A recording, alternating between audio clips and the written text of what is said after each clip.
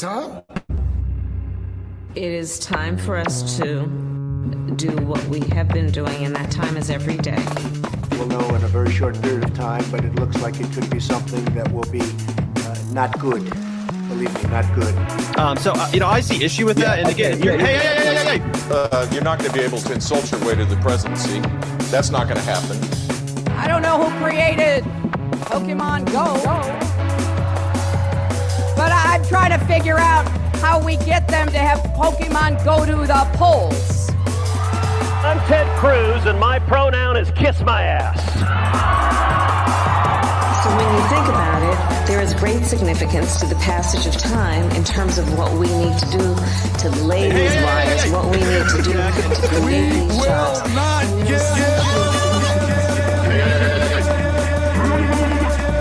America is a nation that can be defined in a single word. I was going to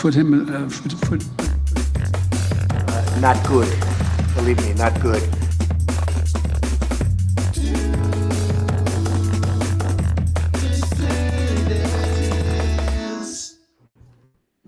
Hello, dissidents. Welcome, one and all, to a special Sunday night edition of the Do Dissidents podcast. My name is Keaton Weiss. The gang's all here tonight. Keaton here with Russell and Tusker. Hello. Hello. What's going on, everybody? It's great to see everybody here. This is really my last show of modified leave, so I am going to be doing a little hosting, doing a little commenting, doing a little No, in and Tusker's out. in from now on. We got a lot of emails. Enough with the sausage fest. Yeah, right. Exactly. No. Yeah. So I can't do this full time. we're This is mixing a lot. it up. It's a lot. So, yes, I will be resuming full-time duties starting Tuesday. And, tonight I'll be kind of in and out. I'll be hanging out for a good portion of the evening. We are streaming to Rumble Studio once again. And for those of you who watched our last stream on Tuesday, there's a little bit of a technical issue with displaying the super chats on the screen. We are able to read them, so I will be reading them between segments, so we are able to read the super chats tonight. But Rumble is cool. Like when you tell them you have an issue, they got back to us right away, and we have a meeting on Tuesday where we're going to hopefully work through that. And so we hope to have that all up and running as soon as possible. But as long as we got to do it this way, we'll do it this way. Great to see you all here this evening. 904 in the Rumble chat, 984 in the YouTube chat. That's beautiful to see everybody here. Final segment of this evening's show will be on Rumble exclusively, plus we have the Q&A. So that's all happening tonight. I do want to make a little bit of a PSA here, just some housekeeping. Our friend Jose Vega, as you know, is running for Congress in the 15th District against Richie Torres, and he holds a weekly sort of Zoom organizing call. Previous guests on that call have been Garland Nixon, our friend Matt Ho, Dennis Fritz, and I'm going to be joining tomorrow night Zoom call at 8:30 p.m. For the Jose Vega campaign. So I am excited for that. You can register for that, folks, if you want to come hang out tomorrow night at 8:30 at votevega.nyc/RSVP. I will be on that Zoom call tomorrow evening, giving you guys some updates on the progress of the campaign and what is on the agenda in the coming weeks for the Jose Vega campaign. So be there if you can. That'll be a lot of fun. It's tomorrow night at 8:30. And Russell, you have some announcements as well before we get started. Yes, I was up in beautiful, cold, rainy New Hampshire for my birthday. But to my surprise, we have fans up in New Hampshire. There you go. Met an actual fan. And then I met another, possible fan that gave me the side eye, but I took care of that. You see what you get, you motherfucker? You see what you get? You wanna fucking talk shit? Now look at you now, motherfucker. So I took care of that. So if you're gonna step to me in Chicago, I'm just gonna say come correct, or you might get the nutcracker butter sauce treatment. There you go. Yes.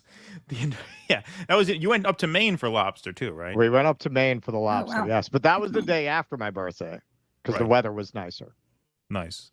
Tusker, what'd you do this week? I'm wearing the shirt. Oh, there you go. Oh, nice. I dig that. Not a whole lot. I mostly just worked. I did get to go to a baby shower, which was fun. Cool. I got to hold a baby, and I got to hold their ragdoll cat. So that was pretty cool. And then I hung out with my boyfriend last night, and we just screwed around and went to a casino, waste some time. Nice. Excellent. Sounds fun.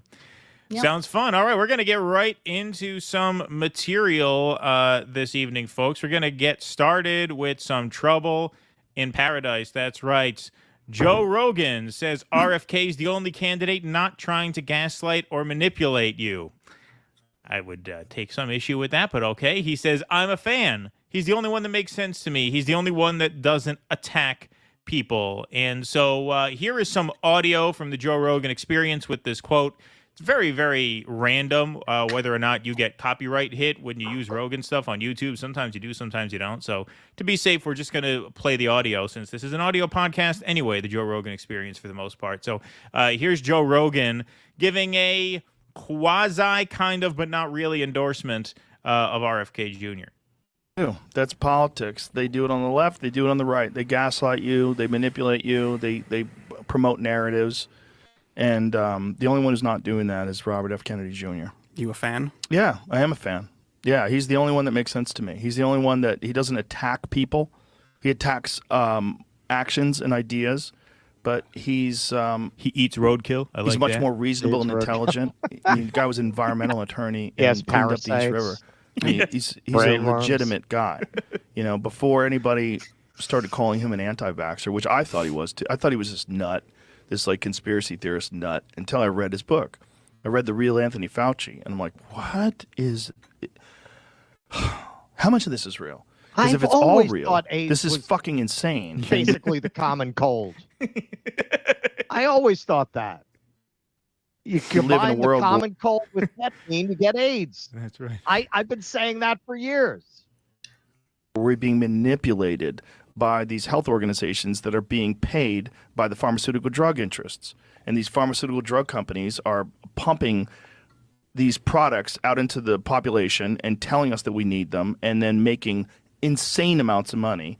And then also the government is in on it. And also they share a patent with Moderna. And also they share profits. And there's $700 million, however much money was made, whatever the number is that these guys made off of these products. Like all of it is fucking crazy. There's the revolving door between the CDC and the FDA and then these pharmaceutical drug companies. So the people that make the regulations then go on to have these cushy jobs. Right. And everybody who understands that should be the most powerful person in the world.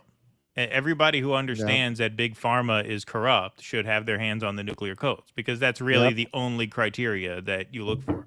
Anyway, we don't have to hear the rest of that. That was him speaking highly of RFK. He likes RFK. Okay, that's his business. But that did not sit well with MAGA world. So Cat Turd, and this is very important. This is very significant because, folks, as the polls tighten and, you start to hear polling, surveys and interviews with moderate, swing voters in southeastern Wisconsin, one of the things they always say is a determining factor in terms of how they vote is what does Cat Turd have to say? That's very common in the Midwest. I've heard it many times. As Cat Turd goes, actually. So go I.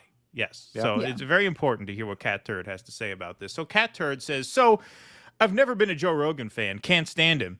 Yes, he has a popular podcast, but I've always thought he was absolutely politically dumb. I'm starting to think Cat Turd is Trump's burner. Wouldn't that be hilarious if Cat Turd was Donald Trump? It's like Trump is like the Bruce Wayne and Cat Turd is his superhero avatar online. He's great at figuring things out 2 years after we do. What a legend. So did it surprise me when he endorsed idiot RFK Jr. today? Sounds like just like Trump. LOL, no. We are talking about the same fucking idiot who endorsed Bernie Sanders, right? He's the podcast equivalent of a dumb blonde joke. And he keeps going. And just so you know, so many people are terrified to call these morons out because of their popularity. Not me. I honestly believe this dude is dumb as dirt. No, Cartoon Catman on Twitter, am so brave as to challenge Joe Rogan. Like, you don't even show your face. No one knows who you are. How are you going to claim bravery? You're gonna go, I'm not afraid to criticize Joe Rogan. So he was quite upset about this. Tim Pool got in on this and said, okay, I'm voting for RFK Jr. now. Apparently, this was a troll, but this was serious enough in the eyes of the Vivek Ramaswamy parody account, who's supposed to do just parody, supposed to do just satire, but he was triggered enough by this to respond to Tim Pool, you're not Joe Rogan, and frankly, the influence you wield is on a completely different level. This isn't something to take lightly, Tim. It's far more serious than a mere game. Broke Cry character, harder, man. Never break character. Yeah, I was about to say, it must be serious if you got to break character to break parody character. Jesus. It's a parody account, and he broke the fourth wall for that. Not good. So Massachusetts for RFK Jr. Believe me, not good. Massachusetts for RFK Jr. says, cry harder, Vivek parody. You know Kennedy is the only candidate equipped to defend the Constitution. I've always said that myself. He really is the only candidate that could possibly defend the Constitution. He runs all of this state for RFK. That's not bad. That's not bad. Tusker does voice. She did a good Crystal. Very good week. Crystal. Yes. Yeah. Mm-hmm. Really We're gonna do Crystal. some sketches with her. Yes, the Crystal was really good. Tim Pool, yes, I am trolling, because you got a lot of shit for that. So, yes, I'm trolling in response to people attacking Joe Rogan and Kyle Rittenhouse. Don't forget, Kyle Rittenhouse had endorsed Ron Paul for a few hours before the MAGA chuds came after him, and then he fell in line and endorsed Trump. There's no real argument against voting Trump, says Tim Pool, but fuck me, some of these diehard MAGAs are as destructive as the leftists. Welcome to our world, Tim. Welcome to our world. That's the game, baby. That's the game. Donald Trump himself posts on Truth Social, it will be interesting to see how loudly Joe Rogan gets booed the next time he enters the UFC ring, MAGA 2024. That's a healthy guy. That's real good. Well, you know, Joe Rogan had a response to this. You're talking to me all wrong. It's the wrong tone. It's all wrong. It's all wrong. Your tone is all off. It's off. It'll be interesting to see how loudly he gets booed the next time he enters the UFC ring. Don't forget Dana. What's the guy's name? Dana White, the UFC guy. He spoke ahead of Trump at the RNC. So this kind of drives a wedge between the UFC and Joe Rogan and Donald Trump. They're supposed to be one big happy family, and now this is causing problems. And you know who's really concerned about this is Patrick Bet-David. Oh, yeah. Well, this guy's smart enough to know where his bread is buttered, and so he picked up that things were going sideways, so he thought he should intervene and play peacemaker here. Can Trump win with MAGA only? Independents and libertarians are not your enemy. Thoughts? So here is Patrick Bet-David chiming in, trying to make some peace in MAGA world. MAGA and Trump community, I'm a little bit concerned, and there's a blind spot I want to bring up to you. What benefit do you get from calling out Joe Rogan for complimenting RFK? What benefit? What benefit do you get from saying, I wonder how people are going to boom at the next UFC fight when Joe Rogan walks in? Do you realize who are the only two names that have been constant the last 20 years in the UFC brand? One guy's name is Dana White, who is feared and respected. The other guy's name is Joe Rogan, who is loved, liked, and respected. You think UFC is going to flip on Joe because he complimented RFK on the vaccine position, that he fought Fauci and we wrote this book? You think they're going to do that? And why would you even call out Joe Rogan when Joe Rogan is friends with Dana and put Dana in a tough spot to have to defend you and Joe? Now, obviously, Dana's he's a pro, he's a boss, he's a street guy, he's dealt with everybody. He's not going to have a problem handling that. But do you think that's the right move? And it gets me to continue thinking about this and saying, while all this stuff is going on tonight, a lady named Kamala had a packed house in Arizona. You know who showed up? The same people that were not happy about what happened in 2022 midterms, 2 weeks before midterms, when Supreme Court flipped the Roe v. Wade abortion position and put it back on the states. And while everybody thought there was going to be a red wave, there was not a red wave. Got it. And those people haven't forgotten about it yet because it's an important issue to them. And they may come out in 2024 because 2 Supreme Court positions could flip in the next 4 years, and they don't want to give that to you. Oh my God. So they may not be voting for Kamala. They just don't want you to choose the Supreme Court positions. They're not voting for Kamala. That's all they're doing. And so it seems like all the shots and mocking and making fun of her, thinking like, yeah, she can't beat you. She can beat you. This guy knows what he's 49 to talking 47 about. is what the number is right now, with her having the lead over you. Yeah, but that's not going to happen. So this is the problem that I have with MAGA that I think is a little bit concerning. Here's how it works. I feel like the level of loyalty you get from MAGA, you expect to get from independent voters and libertarians who are willing to vote for you, but they're not 100% sold out to you. The management of those types of relationships is very different than a MAGA crowd that'll do anything for you. If you want to win, you have to stop looking at independent and libertarian voters the same way as you do as MAGA, because it's not going to happen. Less than 90 days left. This thing's going to go like this. And if we go the way we're going right now, and we continuously choose the wrong enemies, Joe Rogan an enemy, you know how many good things he's been saying about you the last year, 18 months? Nobody ever thought he was going to say that. What's the benefit? There is no benefit. My suggestion would be to MAGA and Trump community, if you're close to him, call Joe, have a call with him. You know how to get a hold of him. Just have a phone conversation with him and say, hey, here's my position with you. And then see if you, Joe, and RFK can have a meeting together. Could be off camera. I think Lincoln wrote a book was written about Lincoln by Donald T. Phillips. He says one of Lincoln's biggest strengths was he eliminated enemies by turning them into friends. This is a great time to make a list of 20, 30 people that are in the independent and libertarian camp to flip into an ally. It'll make a world of difference for 2024. I think that is a massive blind spot that should be considered. That all makes sense. I think what he's missing is that Donald Trump is an emotionally stunted retard. That's the piece of the puzzle he seems to be missing here. That was a very astute analysis on its face, but you're assuming that Donald Trump is the man to play that role. Of course, and it's pretty clear that the momentum of the campaign is going one way, the wrong way. And if that guy gets it, and that's not the sharpest knife in the drawer, that's the guy who, a few months ago, can you believe the UPS drivers want $45 an hour? Yeah. I mean, that's Patrick Bet-David, but he understands politics fundamentally. Like, it does not benefit you as MAGA to browbeat every single person who is not 100% on board with your program, especially someone who wields the kind of influence that Rogan does, and especially considering that, as Joe Rogan since clarified, this is not an endorsement. He tweets out, for the record, this isn't an endorsement. I was wondering that. Did Trump post truth that or whatever the fuck he's calling it after Rogan said this?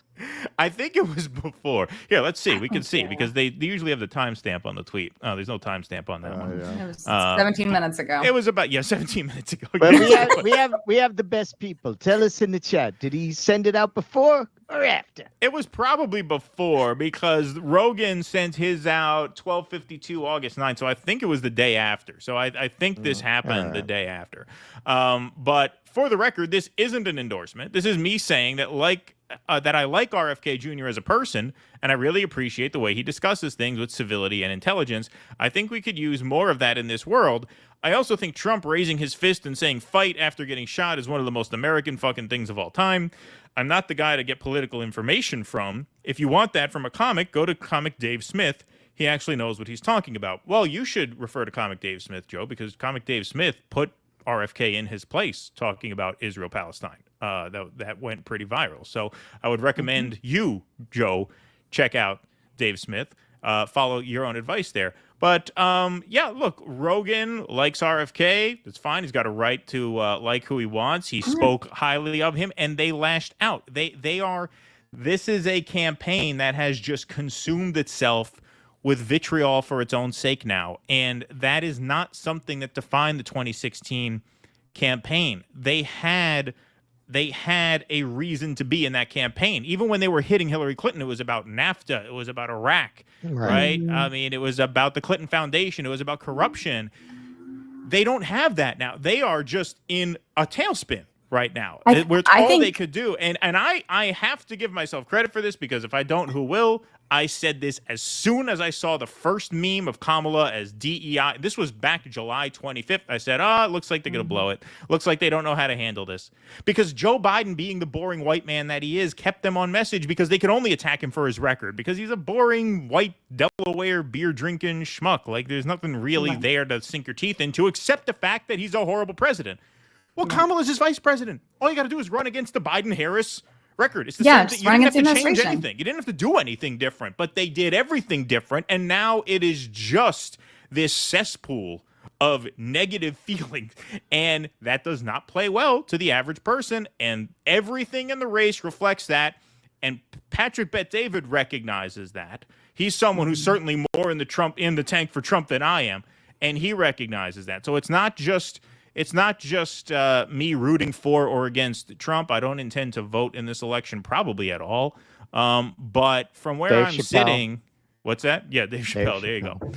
From where I'm sitting, it's just so obvious that this has taken a wrong turn, and this is just another sign. You do not need to be browbeating Joe Rogan with less than 3 months to go until Election Day.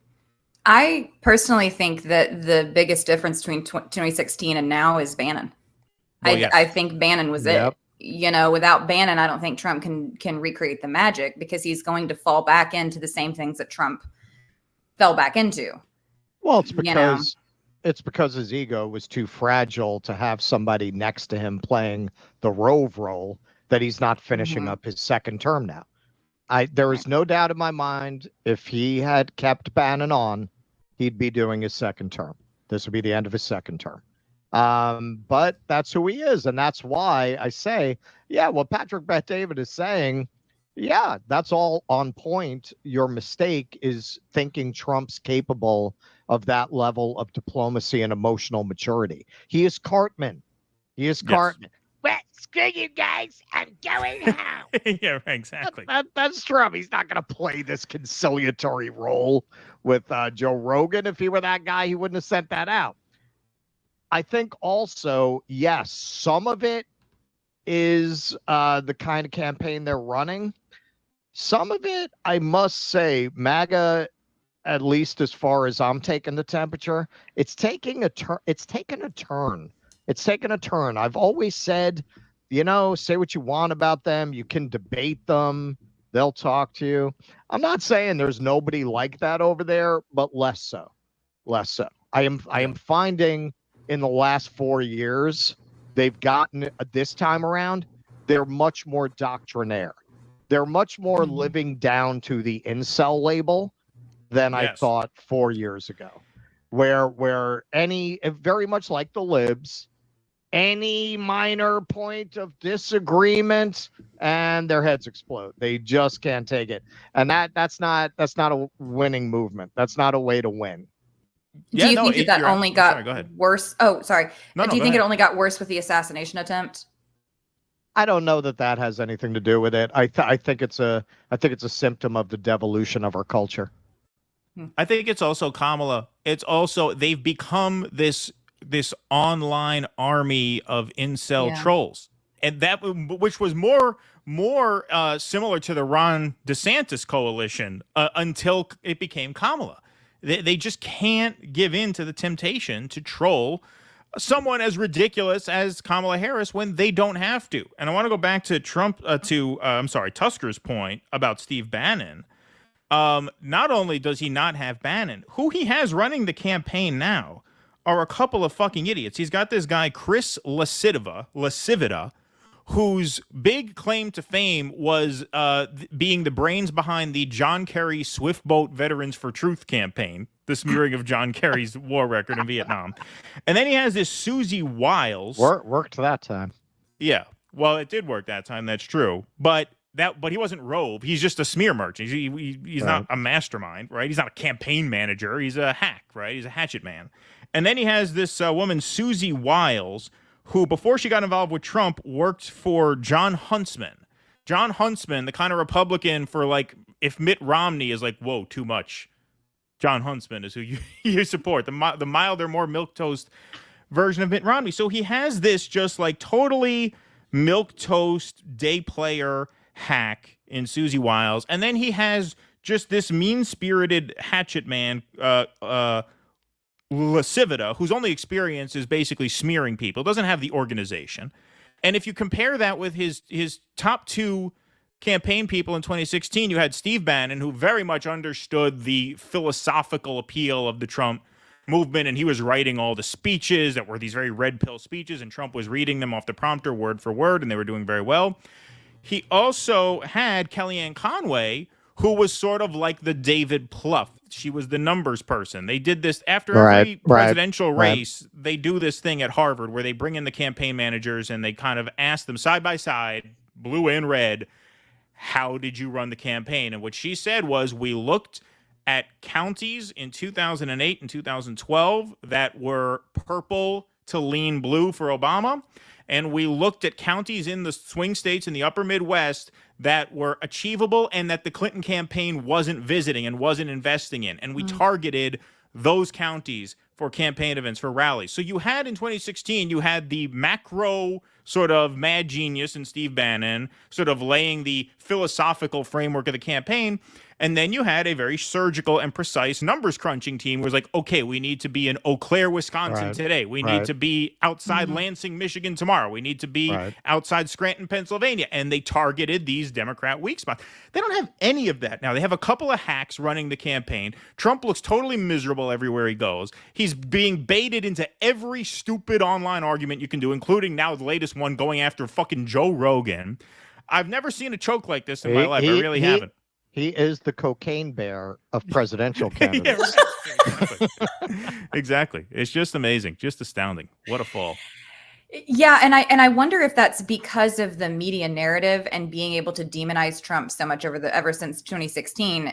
Are they not able to lure any more competent people into the campaign? So the only thing that he has left are kind of these like venal hatchet people. Like, is that the only thing that's sort of left available to him? That's what I was thinking. It's possible. Yeah, maybe nobody of quality wants to deal with him because look what happened to Bannon. He's in jail. Like yeah, exactly. Like, do you want to end up in jail? It seems like everybody who associates with this guy winds up in prison or broke. Yeah, and whether that's done by the establishment or not, whether the establishment like targeted someone and put him in prison, that's like, it seems like that's the risk you run. Right. Does this look like a good career move if you have better options, or you're already sitting pretty on your own fortune? Do you want to risk it, throwing in your lot with this guy who clearly is the first person to throw people under the bus when they're no longer serving his interests? So yeah, I don't think he invites a lot of loyalty or a lot of talent. All that having been said, this has been my proviso the entire time. Remember who he's running against. Don't get carried away by the news cycle. Kamala is fucking terrible in her own right. They have been hiding her under a blanket since she got this nomination. No platform on the website still. Supposedly she's releasing economic policy next week, which, she started to ape his proposals with the tipping thing. And she still hasn't done a sit-down interview, even with a friendly reporter, to the point that some of the friendlies are starting to complain about the fact that she hasn't done an interview. And don't forget, eventually she's going to do it with a friendly, some goon like Jen Psaki or somebody, and she could still fuck that up. Because they've never let her sit down for a hostile interview. And she usually winds up creating a bad moment in all of those interviews. So remember, this is a honeymoon. She's probably going to have good polling through the convention. Can she sustain that? Because last time with Tulsi said 3 things, basically, and that was the end of her campaign. So you can't assume just because Trump's bad, she's not worse, especially given the record that Trump is running against, as you point out, just run against that. And they may pivot. They may figure that out. During that press conference, he did keep trying to pivot back to that. But of course, being Trump, he's going to throw in his jabs. But I think they do realize they need to run on that. It's a question of whether they can get their famously undisciplined candidate to go along. Yeah, I mean, I think Trump is likely to head into the debates feeling extreme pressure to reverse the momentum, which means he could very well act like the same belligerent prick that he did against Joe Biden in the first 2020 debate, where all she's got to do is stand there and he'll implode. That's very, very possible. One of the evil genius moves the Democrats have made is they have managed the calendar very well. They rolled her out last week of July, so now she gets her honeymoon period. Right on the back of that, she picks her VP. That gets you another week of good coverage. Right on the back of that, you got the convention. Now it's Labor Day, and you got a lead, and Trump is desperate heading into the debates. And as for an interview, listen, I hate to tell you folks, she's not just going to sit down for an interview unless she has to sit down for an interview. Right. You don't throw a pass in football unless you have to. She's not going to sit down for an interview and think, hey, you know, the Republicans really want me to embarrass myself on TV. So just to play fair, let me give myself a chance to do that. Right. Until the polling starts showing that she has to do that. The press is starting to break balls, though. Well, yeah, the until that affects the drones numbers. on CNN are starting to complain. Yeah, and when that starts affecting the numbers, she'll do it, but she's not going to do it a day sooner. Not a they day are sooner. going to hold the ball. Right. Look, but eventually she's going to have to do it. Yeah, I mean, we can get more into this in detail. I don't want to slow the show down too much, but so far it seems like one of the most relevant pieces of data we've seen in this campaign cycle is a poll that came out just before Biden dropped out, which was a series of polls that had Biden versus Trump, where Trump was winning, and Trump versus younger Democrat, Trump losing. Trump loses against a generic younger Democrat. So what that tells the Kamala campaign is we have to make her as generic as possible, expose her as little as possible, release as little policy as possible. The more generic she is, the better her chances. They are succeeding in doing that. If Trump is helping them do that by piling on in such vicious and mean-spirited and personal manner. Like, he's just helping her become the nameless, faceless entity that is a nice blue pill alternative to mean Cartman face Trump. Like, he's playing right into their hands, and the hour is getting late. You're going to have the convention, then it's Labor Day. Right. Not many chances for them to reverse the momentum right now. And as Russ said, and I agree with Russ 100%, this all gets it to 50-50. Because the dynamics are so in Trump's favor, including the polling on the issues, the Electoral College. Like, I'm not saying she's the favorite. I'm saying the Trump campaign has turned an unlosable election turned a short into a thing 50-50 into a proposition. nail biter. Yes, exactly. Yeah, that I agree with. Yes. Yeah, and I think part of it is just the attacks on like Kamala that are those mean-spirited attacks and things like that. I think it gives her or their campaign a situation to put her in another "that little girl was me" all the time. Yes. It's giving her more "that little girl was me," and everyone, if she's as generic as possible, then everyone can see themselves as a victim. Oh, if that's part of me, then they'll come at me about that childless cat lady, you know, like all that controversy. Well, and that's exactly what Caleb pointed out about her. And that's exactly what she's doing, talking about, I was bullied for my laugh as a child. No, you fucking weren't. No, you fucking weren't. They're trying to use that to deflect all criticism as mean-spirited, even where it's valid. I've had people say to me, well, talk about things of substance, not her laugh. It's not about how she laughs. It's about when she laughs, which is substantive.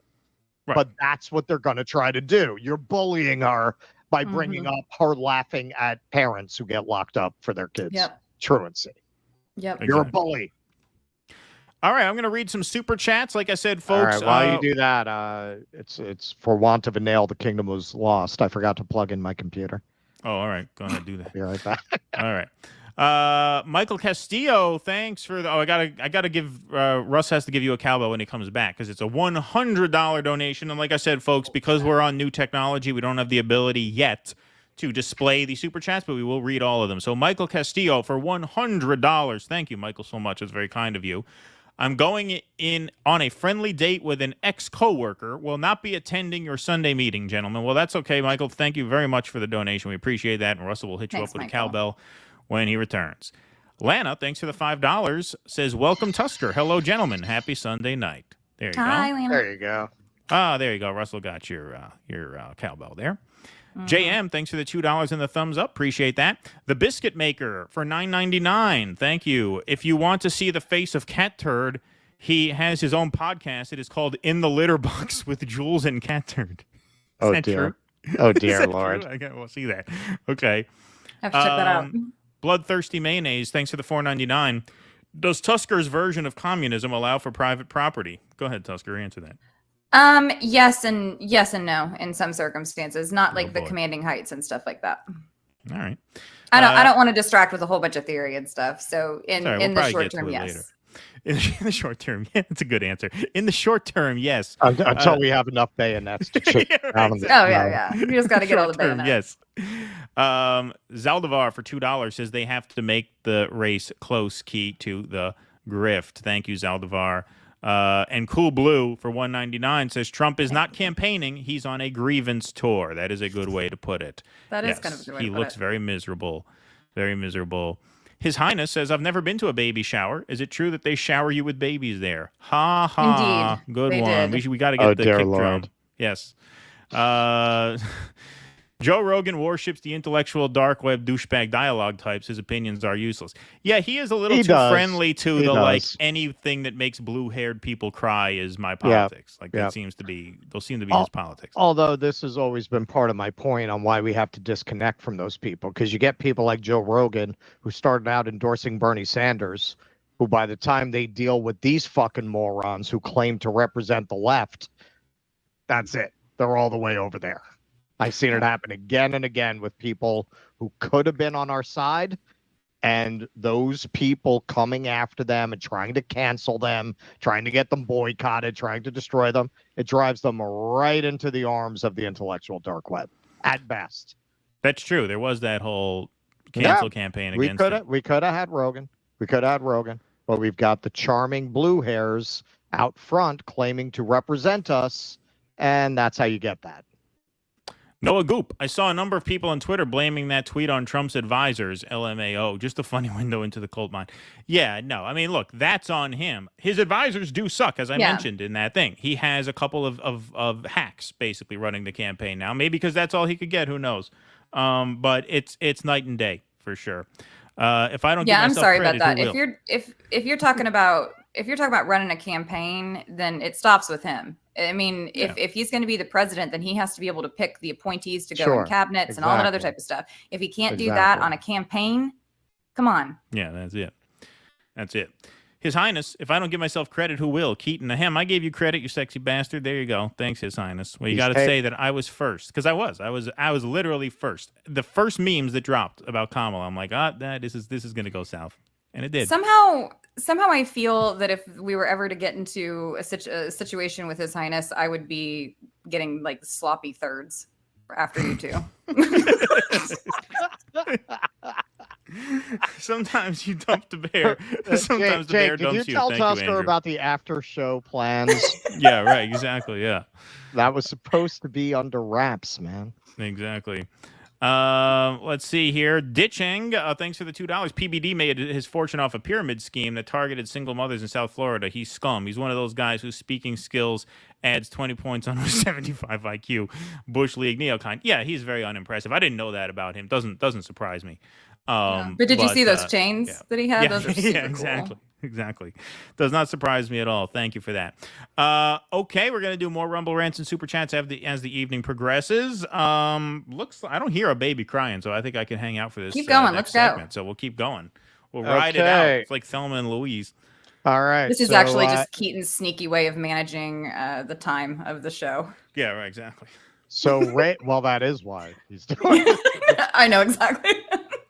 So those of you who are regulars know what we're covering when you hear this sound drop. Those poor astronauts are still up there, and it's only getting worse.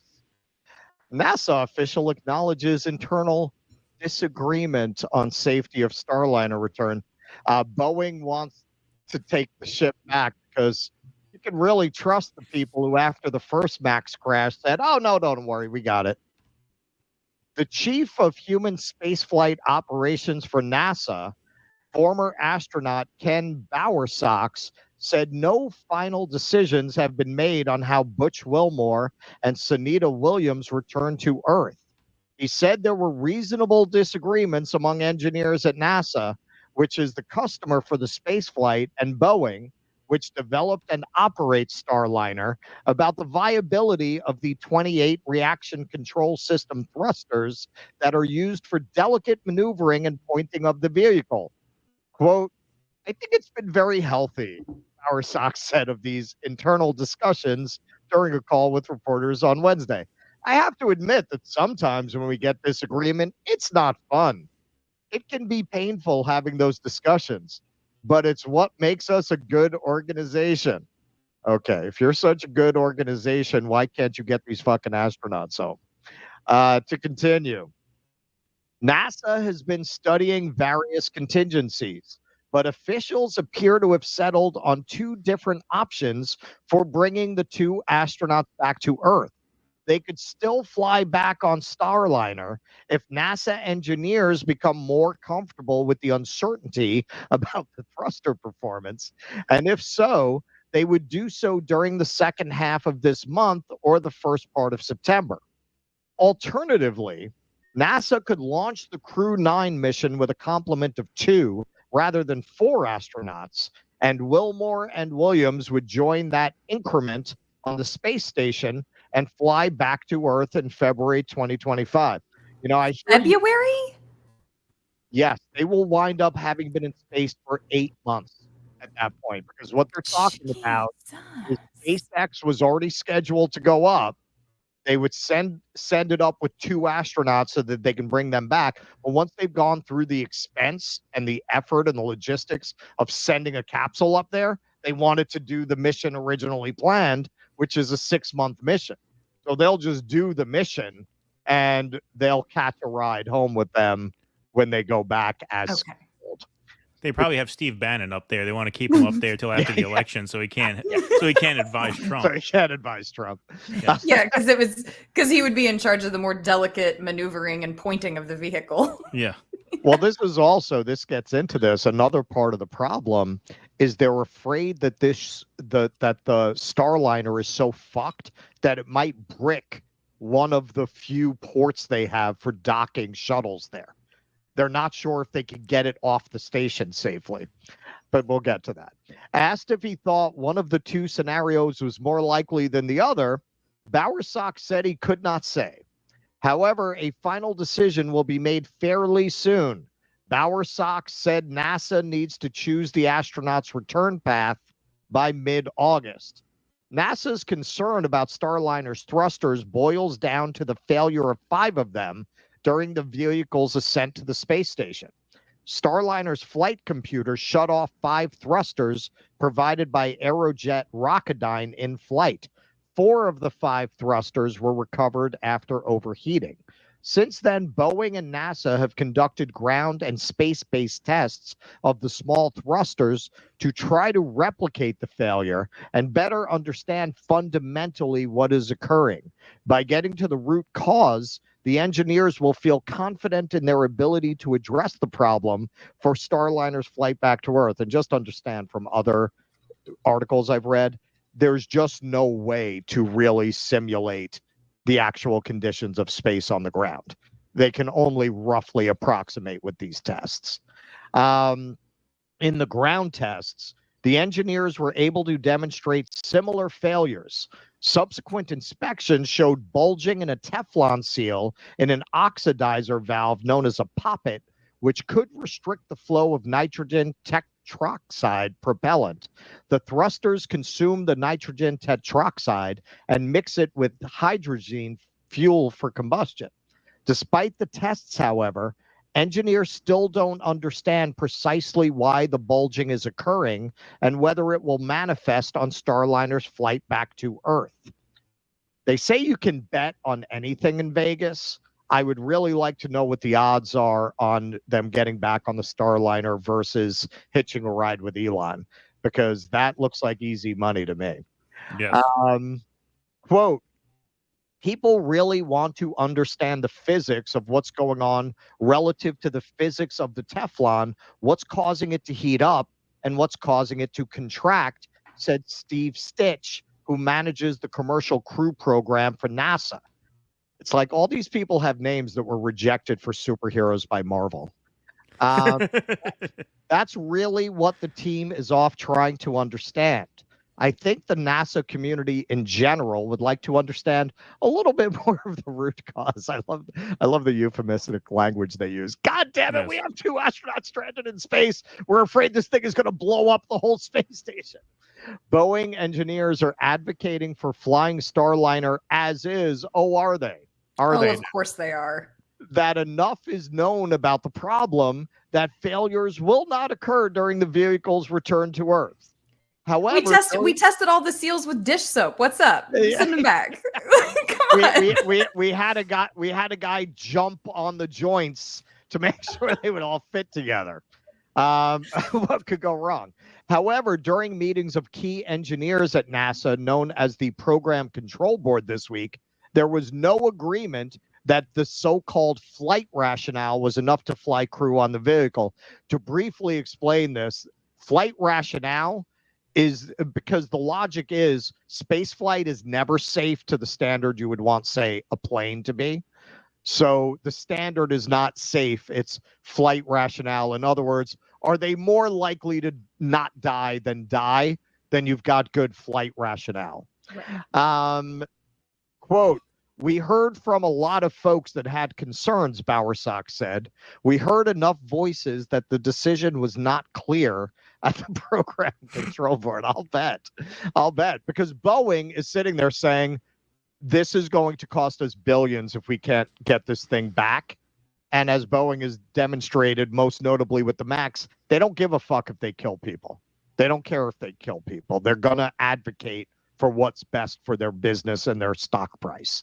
Well, not what's best for their business, because losing their reputation, which was once gold star, and becoming this company that people actually use special search engines to avoid flying on, has certainly not been good for their long-term business prospects. And if those 2 astronauts come back on the Starliner and that blows up in space, oh my God, then the whistleblower that comes forward from Boeing, they're going to get a little bit unalived, So I saw somebody did a really funny video about if your boyfriend cheats on you, declare that they're a Boeing whistleblower to get rid of them. Just immediately. Given that NASA will soon decide whether to fly crew on Starliner, the Boeing team has about a week to convince the NASA team of Starliner safety before a potential switch to Crew Dragon. Stitch also explained why it would take a few weeks to reconfigure the software package on board Starliner to allow for a safe undocking of the spacecraft without crew. This is one reason the Crew 9 mission launch was pushed from August 18th to late September. Okay, so this is where they get into, and this is really good. They changed the software package so that it can't be flown without a crew now for no apparent reason. Although the capability to undock without a crew exists within the flight software on Starliner, it is currently configured for crew operations.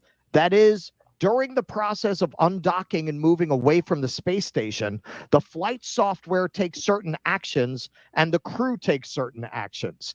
This configuration change toward integrated operations between software and crew was made after the previous autonomous flight of Starliner in 2022 that flew to the space station and back. Quote, essentially, what we're asking the team is to go back 2 years in time and resurrect the software parameters that are required to give automatic responses to breakouts near the ISS should we have a problem in close to ISS, which the software now allows them to do manually, Stitch said. The team is always updating these mission data loads as different things change. Before we go execute that, it's just smart and responsible to take the software and mission data loads in this configuration, go into the integrated test facility where all the flight software resides, and go run it through some test cases just to make sure we haven't missed anything.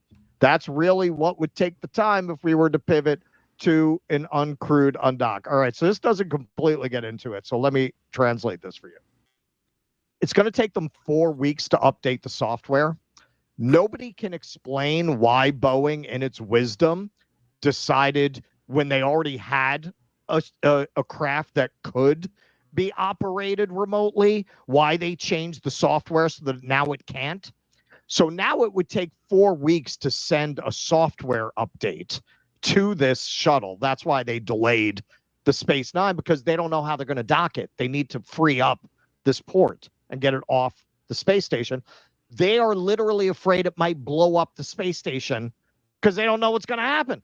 They don't know what's going to happen. You're talking about an untested software configuration where the thing could run into the space station. Like, they don't know what it will do. But if they can't get it off, they've lost a very important docking port on the station forever. So that is what's going on there. It's just kind of unbelievable. I feel like the three of us could have designed something better for NASA. Well, certainly Jake could have. I don't know about the three of us, but the three of us. I don't know about certainly us. Jake could have. Certainly Jake could have. Stanford Certainly boy. Jake could have. Yeah, Stanford boy, Yeah. exactly.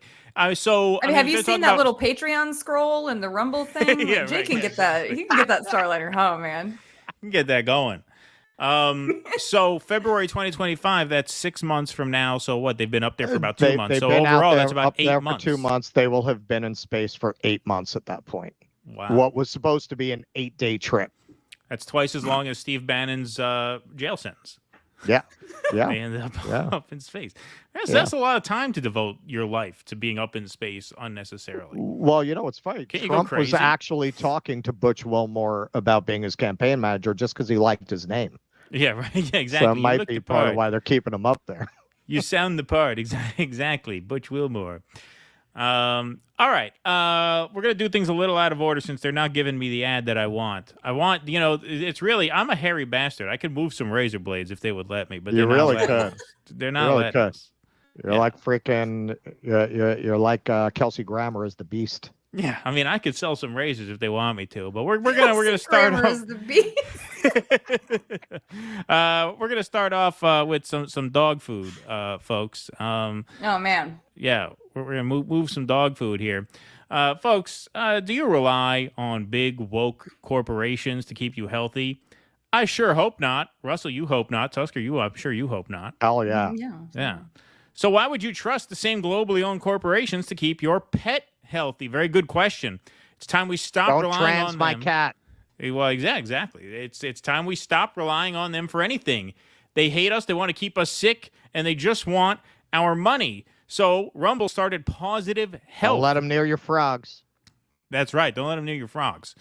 Rumble started Positive Health because pets are an extension of our family. That's true. And it matters that they get clean, nutrient-filled, vitamin-rich superfoods to stay healthy and happy. And the woke corporations will not give you that food. So if your dog is looking like he wants to vote for Cornel West, it's really important that you switch from whatever you're buying to Positive. And so Rumble has created a range of superfood supplement waffles that your pet will love, packed with natural, healthy ingredients that promote better digestive support, bone health, vision, and immune strength. They're also rich in anti-inflammatories, vitamins, and minerals, essential for your furry family members. So if you go to positive.com right now, and that link is going to be in the Rumble chat and in the description of this video, positive.com. Yes. Although this is not a woke pet food, they have removed the very incorrect Little Rascals dog from the box. That's right. So if you're worried about that, don't worry. That's not there. And They in did all fact- their own marketing. The reason why I would buy this dog food brand is because I hear that it's made with rotted bear carcass. Yeah, right. The RFK approves. RFK approves. Positive. They took out all the parasites. You got to head over to positive.com. That's positive.com right now to check out our superfoods and other products. Use coupon code to save 15% on your first subscription order. So you can get a subscription for 15% off. That saves you money, not just on your first pack of dog food, but on every kind of pet food that you might want in the future. Positive.com, code STUDIO to save 15%. All right, that is done for that. Yeah, man. In the bank. In the bank. We keep on the we board. keep missing the housekeeping because Really we've chunk. blown through. Well, as a communist, I feel like and we're Yes, we're, I just- we're above the next level too, right? Yeah, we are. We are. We're at 1,500. No, we're not there. We're at 2.3. So we're at 1.5. Yes. Well, I thought that was what you meant. I thought you meant 1999. So we are at 1,500 on Rumble, 2,300 over on YouTube. That's amazing. Thank you all very much for being here. Please hit that like button. Please hit that subscribe button on YouTube and that follow button over on Rumble. We appreciate you all being here very, very much this evening. Program notes. I'm not sure exactly who's going to co-host with me on Thursday, but Russell will be going out to Chicago, be flying out on Thursday to... Everybody's going to be at that thing, man. Everybody's going to be at the Chicago convention. I am okay. I mean, I don't want to blow the big reveal. For the first time in 30 years, I'm meeting up with Zach's mom. There you go. The Vanguard is going to be there. They're going to be there. Nick is going to be there from RBN. Kit's obviously there full time. Jimmy's going to be there. Russell's flying out on Thursday, even though the convention's not till Monday, because Russell will be a panelist at the Jimmy Dore live show at the I forget the name of the theater. What's the name of the theater? The Ramova Theater. I forgot. But it's on JimmyDore.com. You can get tickets in Chicago August 16th. And that'll be Friday. Russell's flying out Thursday, so I will have a guest host with me. Oh, hang on. The show's Friday? I thought it was Saturday. No, it's the 16th. 16th. So whenever that is, I don't know. Is it? Okay. Yeah, make sure you're there for the show. I think it's Saturday. I'll show up. I'll show up. Just make sure you get the No, day right. look, I lived in Chicago after college. It is literally, this is Friday. the 30-year anniversary of when I left Chicago, because I left at the end of August. Like, this is like right when I left Chicago 30 years ago. So it's gonna be very interesting going to the places I used to. I just think this year has flown by. We were talking about the DNC it just seems like it was so far in the future, and now it's here already. It's just hard it's to keep up with crazy. politics. It's all coming up on us all at once. Brian Shelbourne, thanks for the $1.99 over on YouTube. Bill Vogt, VOGT, I hope I'm saying that right, became a member. Thank you. That's very kind of you. Wasn't Me for $10. Thank you for that donation. Sure would be nice to have Bannon again if they could just get him out of jail. Yeah, funny how that works, right? John Freeze, thanks for the $9.99. Russ, can you talk more about the overall degradation of society and how that shows up in Democrat and Republican campaigns? What indicators are you looking at? Do you see any counter trends? Not really. I mean, I'm seeing just a real decline. I mean, this is anecdotal. I mean, this is just from my personal experience, sticking my finger in the wind, ear to the ground.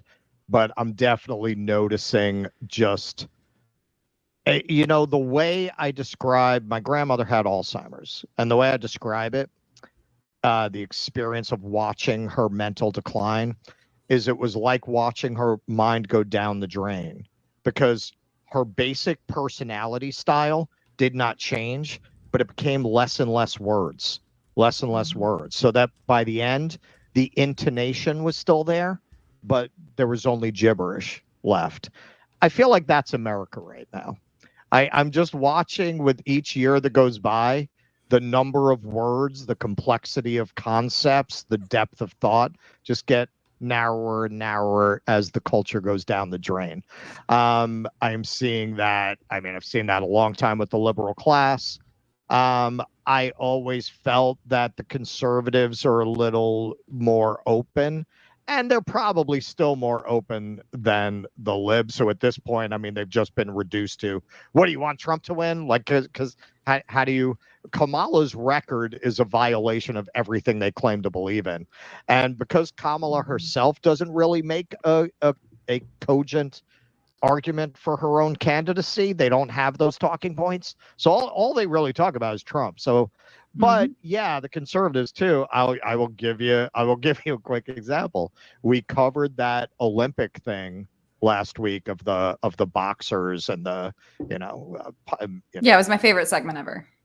We did that one, and look, I mean, I came down on the side of, I mean, there's no reason to be an asshole. It's not trans people going and competing in women's sports, which everyone knows I'm against. But I said, J.K. Rowling, she didn't need to be like that. And especially if you're representing this cause and you're constantly being accused of being a vicious bigot, don't act like a vicious bigot. You can show a little compassion. I came down on the side of they shouldn't be boxing. Yet you had people lose their mind because I had that critique of J.K. Rowling. Now, maybe I'm wrong, but I've been talking about this issue for a long time. And it seems like people were capable of dealing with nuance a little better when I first started talking about it. But it seems like now people have just been reduced to absolutely just knee-jerk stupidity. Just stupidity. Just, I cannot hear anything that is not 100% down the line. If I hear one thing, I'm going to lose my shit. And I see that as a psyop, man. That's how they want you. That's how they want you. They want you incapable of critical thinking. They want you weak-minded. They want you so emotionally immature that you can't hear anything you disagree with, because then that shuts down conversation. As long as we're all fighting over nonsense, they get to just jump up on the horse with their saddlebags full of gold and ride off into the sunset. We're all over here in the dirt. So that's a good example, man. Because like I said, I've been covering that subject for a long time, and people didn't used to be that fucking stupid. They got stupider. Well, it's all of a piece. I mean, you're really seeing, these past few weeks, and it's because Kamala became the target of the MAGA movement. It has just devolved into nastiness for nastiness' sake, and not coincidentally, that has seen a tightening of the polls because most people in this country are nice. They don't like that. They don't like that, right? And so that's the road we're on right now. All right. His Highness, thanks for the $1. I sent that video of your rant to Trump's campaign people and they ignored me. So I did all I can. Said I'm going to move to Canada if Kamala wins, but I already live here. Well, there you go. You're a lucky man. Thank you, His Highness. Doc Durkin, next debate might feature Trump and Harris mud wrestling. Be one hell of a pay-per-view. Yes, that would. Cream corn. Cream corn would do better. Is cat turd the pussy that Trump grabbed? Thank you, Kevin G. Appreciate that.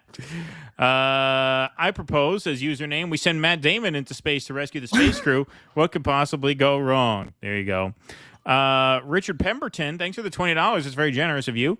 I wouldn't care who wins, except I have this recurring nightmare of having to hear a joyful dude for Kamala saying, tonight we've redeemed ourselves as men for having failed Hillary 8 years ago. Yeah, look, I think part of why I think Trump and his campaign are misreading the situation is because, yes, as much as that is true, and as much as Kamala is just such an irritating presence, because, yes, she's amazingly overrated. She's amazingly unimpressive. Most people don't live online. I feel like, Haas Aldine had a great tweet. Who sent me that Haas tweet? It was Jimmy that sent us the Haas tweet. Haas tweeted out, in 2016, everybody thought Trump was a joke and he won because America was a joke. And then he said something about, I forget what the line was in 2020. That was good. Yeah. Yeah, I forget what the line was in 2020, but in 2024, he said, Kamala might win because America has become oblivious to its own collapse. Or I'm not saying it exactly right because I don't have it in front of me, and it just came up in conversation. I'm trying to find it. Yes, here it is. Okay, yeah, good so point, the full Charles. tweet is, in 2016, everyone saw Trump as a joke, and he won because America was already a joke. In 2020, everyone knew Biden was senile, and he won because America itself was already on the decline. In 2024, everyone sees Kamala as an oblivious, carefree idiot, so she might win because America has become oblivious to the fact that it has already collapsed.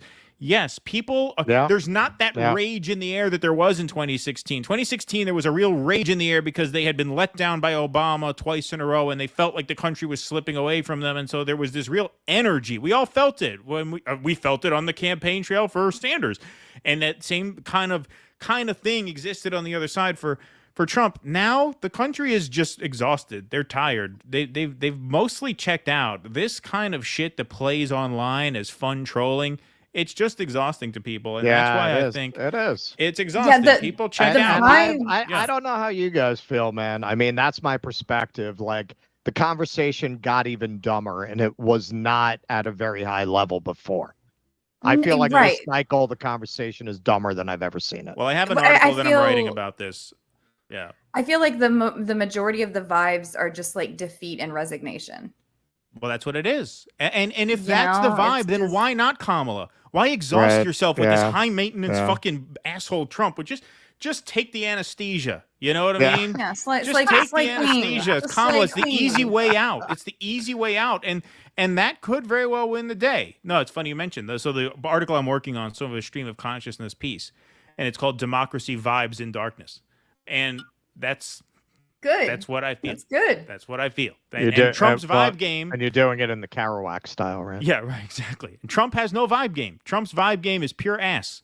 It's horrible vibes. Terrible vibe. Horrible. The worst vibe. No one's ever seen vibes like this. Your vibes are all wrong. You know, this is why I added this to You're the talking thing. to me all wrong. It's the wrong tone. It's all wrong. I mean, it's all wrong. It's the wrong The country's tone. going to hell. Everybody knows it. People just want to go in peace already. This fucking, you could give me bullshit about sending me pictures about how she faked the crowd size at her rally. I mean, come on, enough. Like, come on. Yeah. I'm just telling you how that plays to the average person. Like, they don't want it anymore.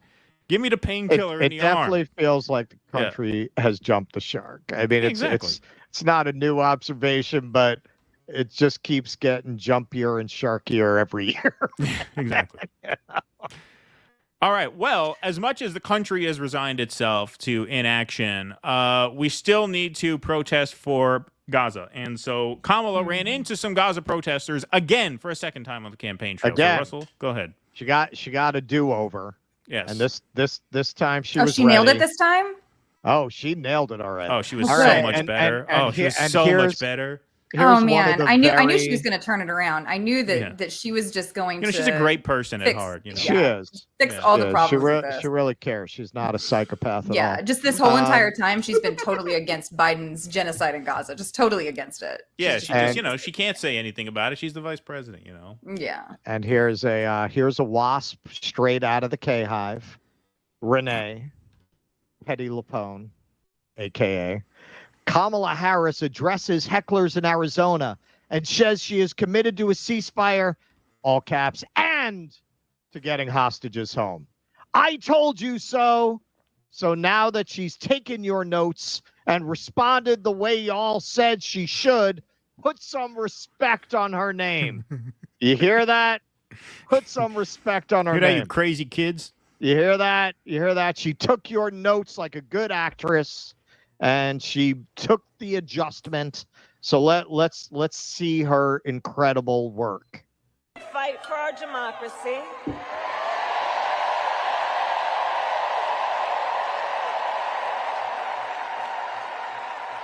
Which includes respecting the voices that I think that we are hearing from. And let me just say this on topic of what I think I'm hearing over there. Let me just speak to that for a moment, and then I'm going to get back to the business at hand.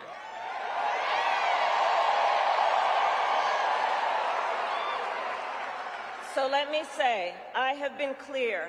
Now is the time to get a ceasefire deal and get the hostage deal done. Now is the time. And the president and I are working around the clock every day to get that ceasefire deal done and bring the hostages home.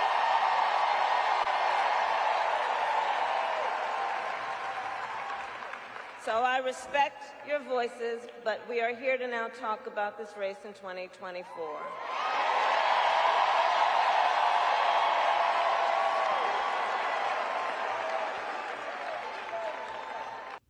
I mean, that All is right, a so beautiful now- moment there. Yeah, I'm so starting to now- question why I do this show. Actually, you know, It really does. maybe It really maybe I does. should call Harry What? Sis on, see if there are any openings available. Maybe we should just take his job. Let's call Pod Save, man. I feel like we're I doing- mean, yeah, we would fit right in over there. Just moved me to tears there. Yeah, I'm a changed man after that.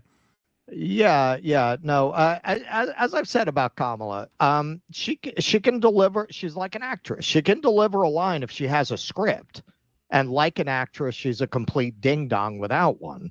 But her crowd doesn't really care about underlying contradictions, as our friend Nick at RBN has pointed out a lot.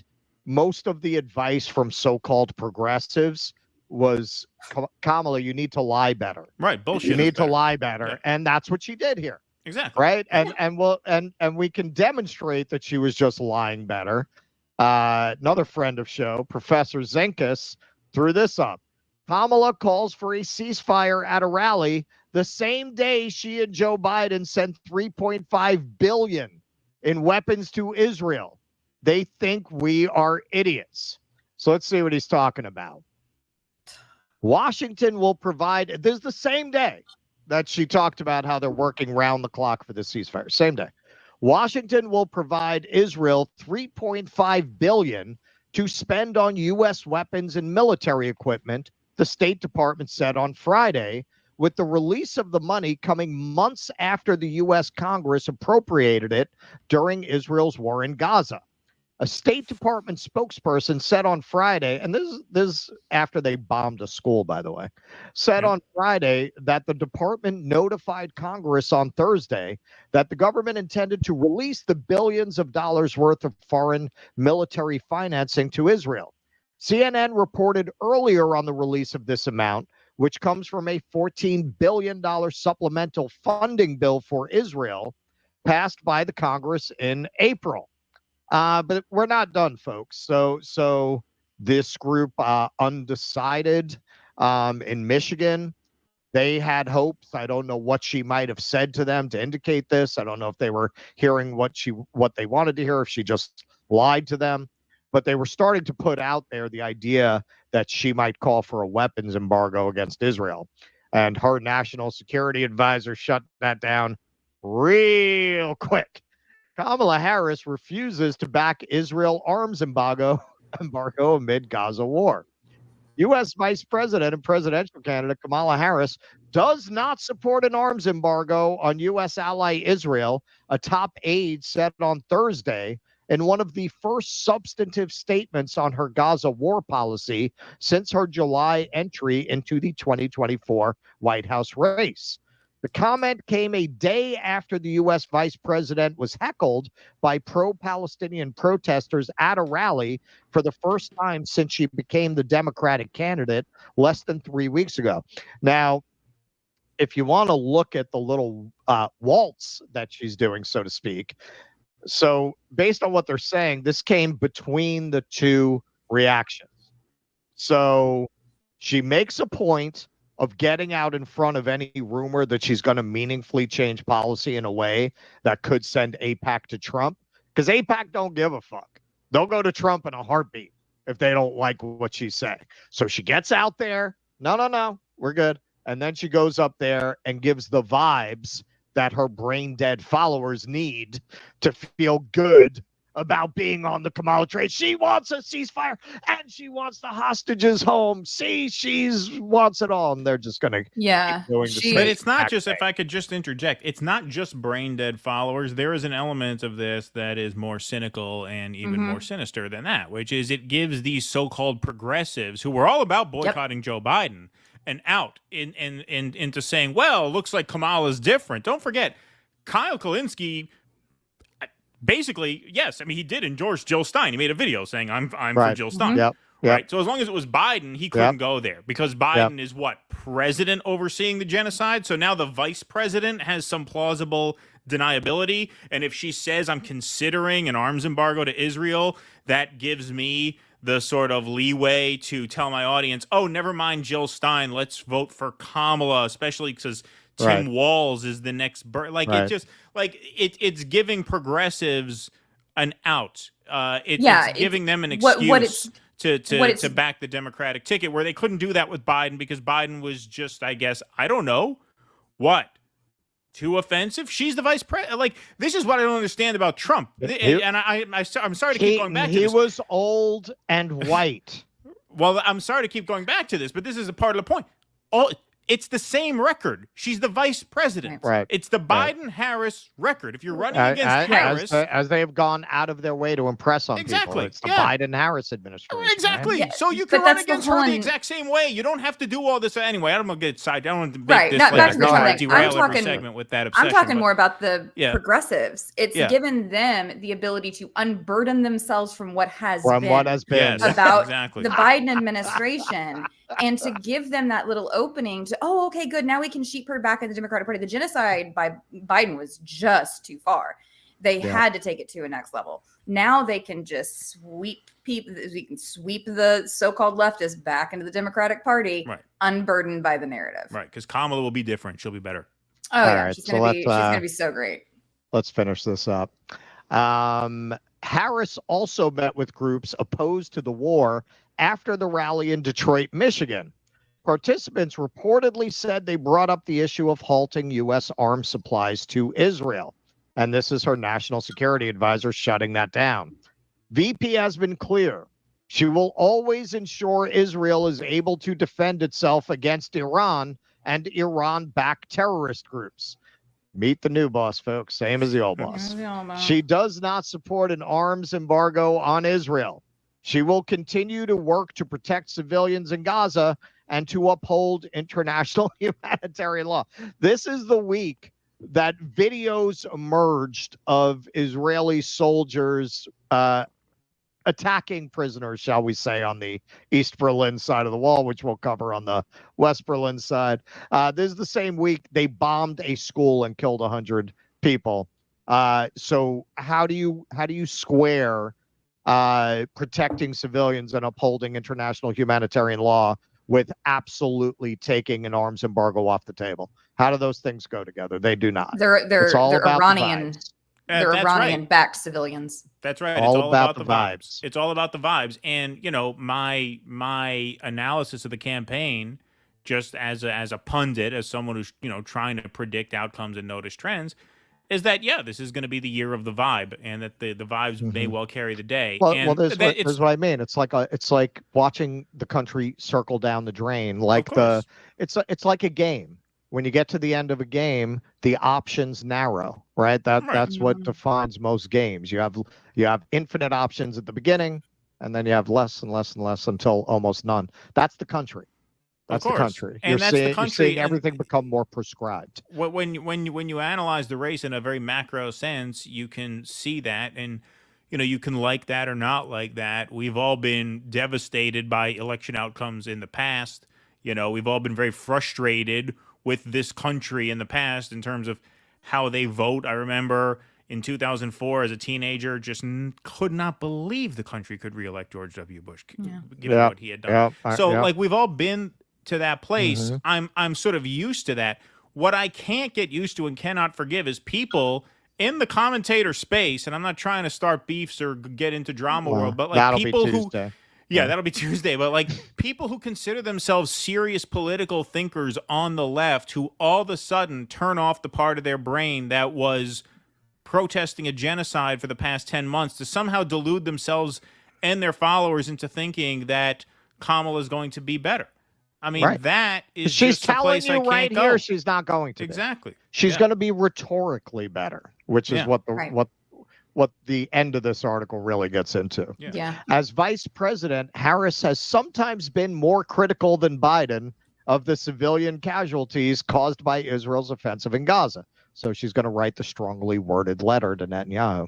Harris made a major shift in tone after Biden dropped out of the 2024 election, saying in a strongly worded statement after she met Israeli Premier Benjamin Netanyahu that she would not be silent on the situation. She's going to write those letters. But the comments by you knock it off, But the comments by Harris's advisor appeared to make it clear she would not go as far as endorsing any kind of all-out pause in arms transfers.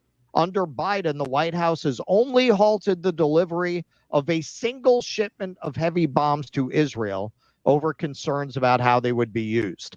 The U.S., however, has provided billions worth of arms to Israel throughout the war in Gaza, which has been ongoing for over 10 months.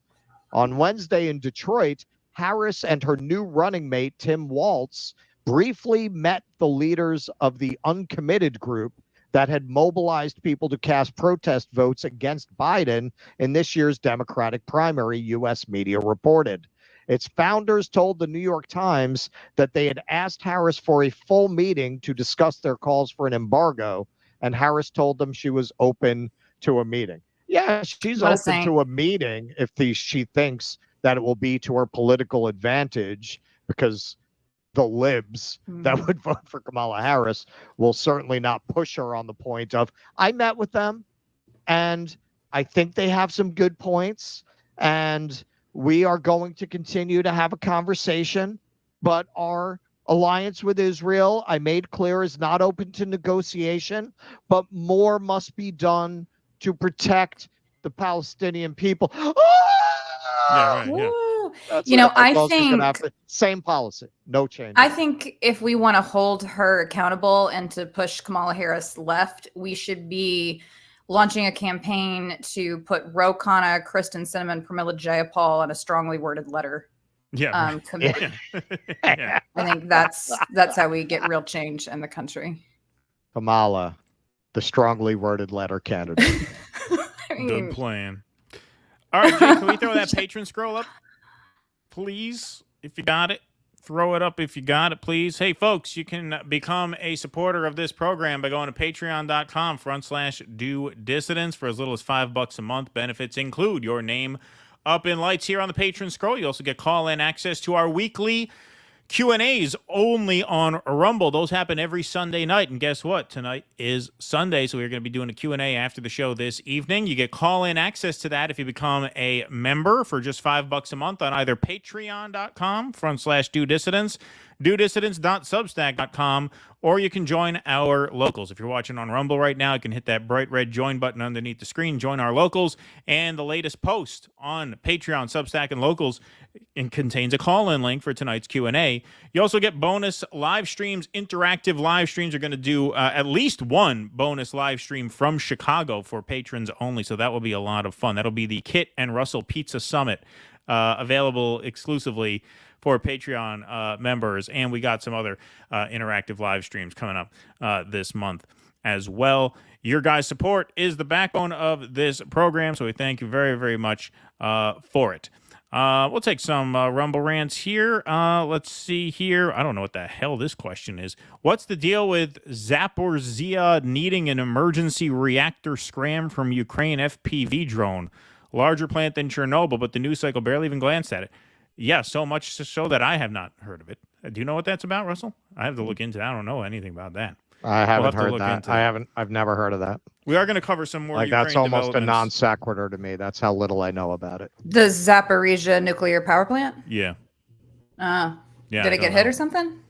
You're talking about the Ukrainian action in Russia? Could be. Well, we're going to cover that on Tuesday. I haven't heard that specific. Keaton didn't like my baby shower joke, so now I'm in love with you, Tusker. Run away with me to Azerbaijan. I liked your baby shower joke. It was just a dad joke. I was just teasing because I know Russell doesn't like dad jokes, but I thought it was fine. It was good. No problem. Good. No I'm problem. in sloppy We're seconds. Cool. We're cool. Yeah. Philip Blair on YouTube. Thanks for the $10. Kamala laughing about locking up parents of children taking mental health breaks from broken schools instead of getting the schools in line with FAPE. I don't know, is beyond triggering for American neuro minorities. Yeah, no, she's pretty vicious. A very, very, very vicious person. A horrible person. Hobo Jesus, thanks for the $10. To infinity and beyond is NASA's new slogan, just preparing people for the first group of settlers to Mars. I'm guessing the first Earthling Martians will be the former residents of Gaza. Thanks, Hobo Jesus. Ken Texican, $20.11. It's 2011 hours on 8/11, and once again, I am late to the game. That's all right. Thanks, Ken Texican. Somebody saying it got hit a few hours ago. Oh, okay. All right. This must be in the Ukraine-Russia. Okay, so exchange. that's yeah. The brand new Zaporizhzhia then. power plant is in Ukraine. Yeah, I believe it's occupied by hit Russia. by Ukraine missiles. Okay, so that is brand new then. That's a brand new development. That's a brand new development. Thank you, folks. Thank you. Yes, we will cover that on Tuesday for sure. If there is a Tuesday. If there's a Tuesday. Assuming there's a Tuesday. Assuming there is a Tuesday. All right. We need another strongly worded letter. Yes. Brandon Guillory, thanks for the $5. The IBA test only being released to 2 news agencies feels a lot like the Israeli October 7th videos only viewed by the MSM talking heads. Thank you, Brandon. The Jimmy Dore Show. Thanks, Jimmy, for the $9.99. Appreciate it. If Kamala was forced to take questions from the press, she'd go down quickly. She won't be forced to take questions. Yeah, that's what I said. She's not going to be forced to take questions unless the Trump campaign gets its shit together and puts the pressure on her. Like, you're not going to throw a pass I said, unless you have the to. press is starting to bitch about it. They do We'll see if that that every moves the now and polls. then when they feel like they're being too neglected, when they feel like their faces are being pissed in too much, and the political class is not holding up their side of the bargain of access, they can start to get cranky. Yeah, I mean, we'll see if it moves the polls. My theory is when it moves the polls, she'll do it, but not before. All right, Jake, we can kill the scroll. I think it's on its second or third go around. Thank you, sir. Appreciate that.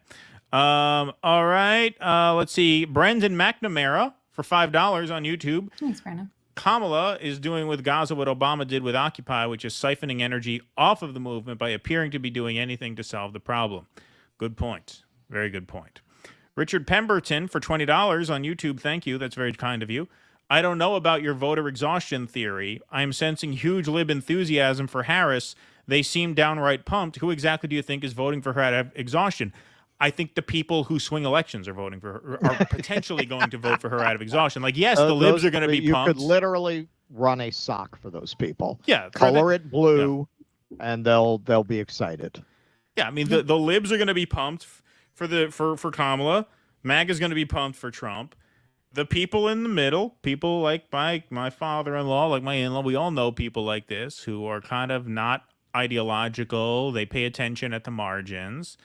They turn on the TV. They see Trump going after her, making these, dog whistle IQ remarks, and that's a turnoff. It's a turnoff. They don't like it. They're not that invested. They're not as offended by Kamala Harris as we are, because they don't eat, live, and they don't eat, sleep, and breathe politics the way we do. Kamala Harris is in our face all the time, just like Biden and Trump are in our face. Most people, politics exists out here somewhere. They only interact with it a few minutes a day, if that's a few days a week. So, like, the fact that Kamala, let's say everything that he's saying about her is true, and a lot of it does have merit, as I said,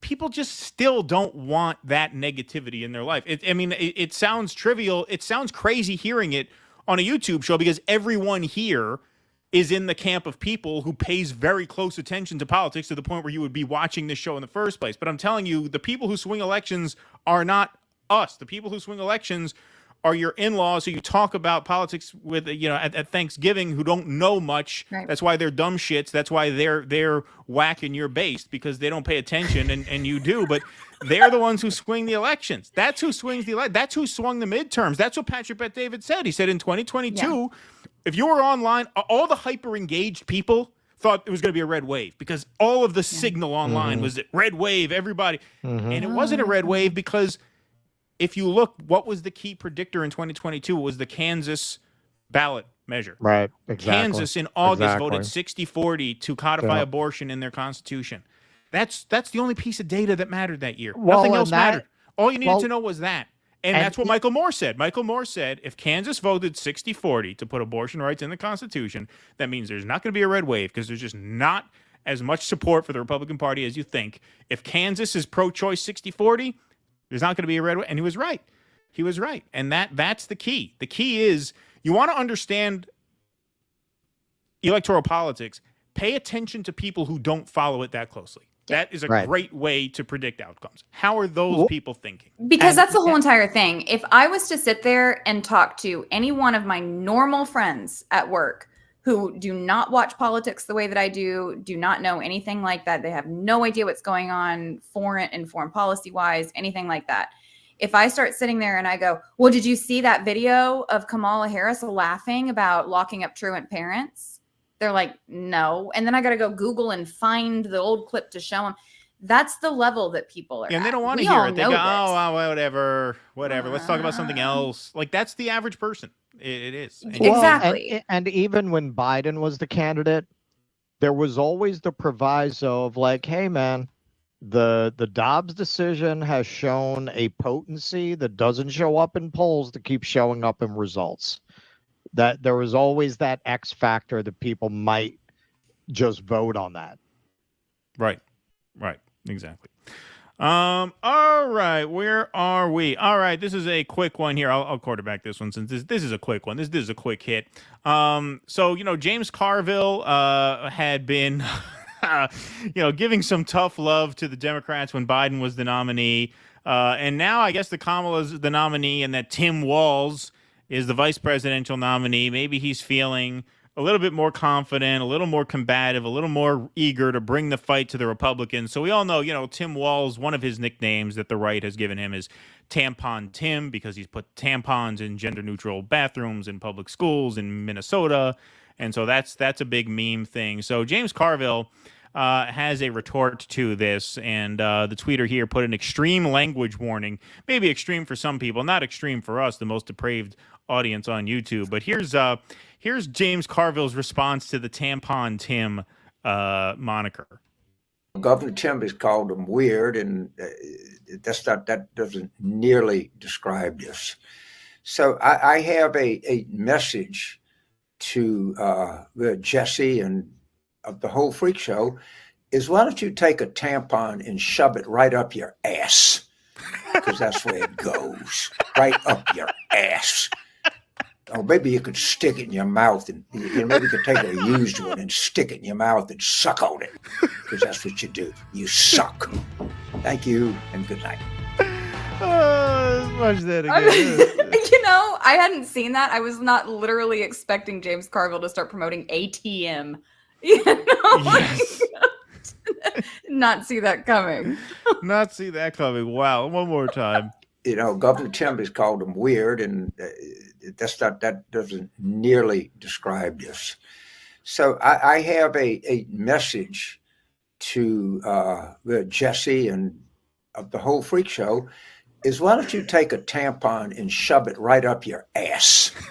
Because that's where it goes, right up your ass. Or maybe you could stick it in your mouth. And, maybe you could take a used rub it one and around stick a it in your little mouth bit. and suck on it, because that's what you do. You suck. Thank you, and good night. Thank you and good night. That's how they know they got their mojo back. That's how you know the Democrats have the wind at their back. James Carville, James Carville usually runs toward the center on things like that, especially culture war issues. Now he's like, you don't like the fact that boys you don't like a tampon in a boy's bathroom? Why don't you take a tampon and stick it up your ass? Why don't you take a used tampon and shove it up down your mouth? That's how you know they got mojo, man. They got the wind. They have the momentum. That's how you know they got the momentum. He's just getting real weird. Right? Like, put it in the side of your cheek and just suck on it a little bit, Like, literally just the weirdest stuff. Like, if only they could be that spunky and defiant about, like, universal health care or, like, rent control or, like, public housing. Like, imagine if that were their retort when the Republicans called them communists for wanting, like, Medicare for all. Imagine if, like, they responded with that level of defiance and attitude. But, I mean, so there you have that on the tampons in the gender-neutral bathroom issue. Which is something. Now, not the issue I would double down on if I were a Democratic strategist, but hey, they're feeling confident. So you want to call him Tampon Tim? So I have a message. Here it is. Here's his message. To Jesse and of the whole freak show is, why don't you take a tampon and shove it right up your ass? Because that's where it goes, right up your ass. Or maybe you could stick it in your mouth, and maybe you could take a used one and stick it in your mouth and suck on it, because that's what you do. You suck. Thank you, and good night. Wow, that is something. Actually, tampons absorb. I mean, I'm gonna text Russell a link to the show on his phone because his internet. Oh, did he have some tech problems? Yeah, his internet went out. Man. I mean, I could. He missed the best segment. We're gonna have to play that again so we can get Russell's reaction to it. I know. He would have given you a classic Russ laugh that everybody loves so much. I know, and everyone would like so much. Big, full-throated Russ laugh. But yeah, there's James Carville. Man, thank God you're still here, Keaton, or else it would just be me. Just doing a jig. I don't know what the weather is like down in the city, but up here it is kind of blustery and windy. So, I mean, usually that doesn't affect the internet in the city. I mean, usually, it's pretty reliable there. But I just texted Russ if he could join on the phone. Because I could do the next segment. I just can't really do the Congo segment without him. I mean, he put that together. Like, he really needs to do that. So if we can't get to that tonight because his internet goes, we'll get to that on Tuesday. But we'll see. Hopefully he could join on the phone. He's texting me back right now.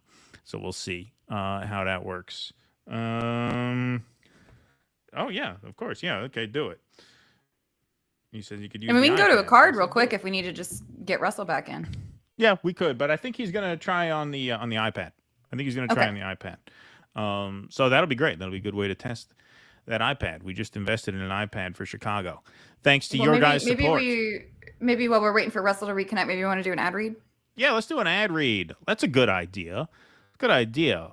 Let's make a few bucks while we're waiting. All right, yeah. For Russell, I like that idea, Tusker. Thinking like a real communist there. Let's do an ad read. All right, let's sell some coffee. How's this? That sounds great. So, have you heard of the recent advertising scandal? I'll break it down for you. The CEO of Rumble, Chris Pavlovski, recently released an email from Inspire Brands and Dunkin' Donuts. The email explicitly states the right-wing culture of Rumble is too polarizing.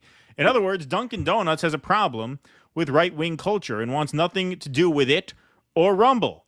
So here is the solution. Stop buying products that don't support you and start supporting the brands that do support the freedom to practice whatever culture that you want. I don't partake in right-wing culture, although I do kind of live right-wing culture. I mean, I'm monogamous. I got 3 kids now. Like, I don't live a bohemian life. Like, I'm not right-wing politically, but like I kind of practice conservative culture more than I have ever really thought about it up until now. So thanks for teaching me about myself, Rumble.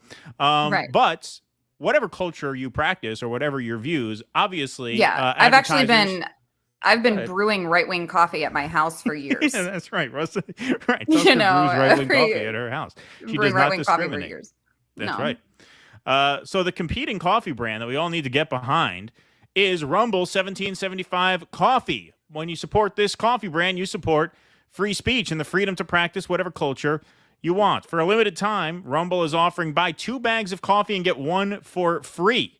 That's buy 2, get 1 free. To go to 1775coffee.com and enter, I love this. This is a good troll. Enter promo code Duncan to get this limited time deal. That's 1775coffee.com, promo code Duncan. So there is that for you guys. And yes, there was this advertising scandal where that Rumble is basically going after advertisers that try to boycott certain programs.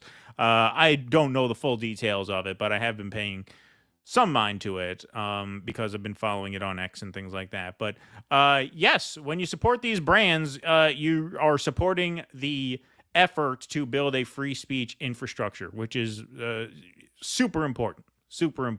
And so, it's not even about what your politics are. It's about the right to a platform, which I think everyone has. And so good on Chris Pavlovski for fighting a good fight there.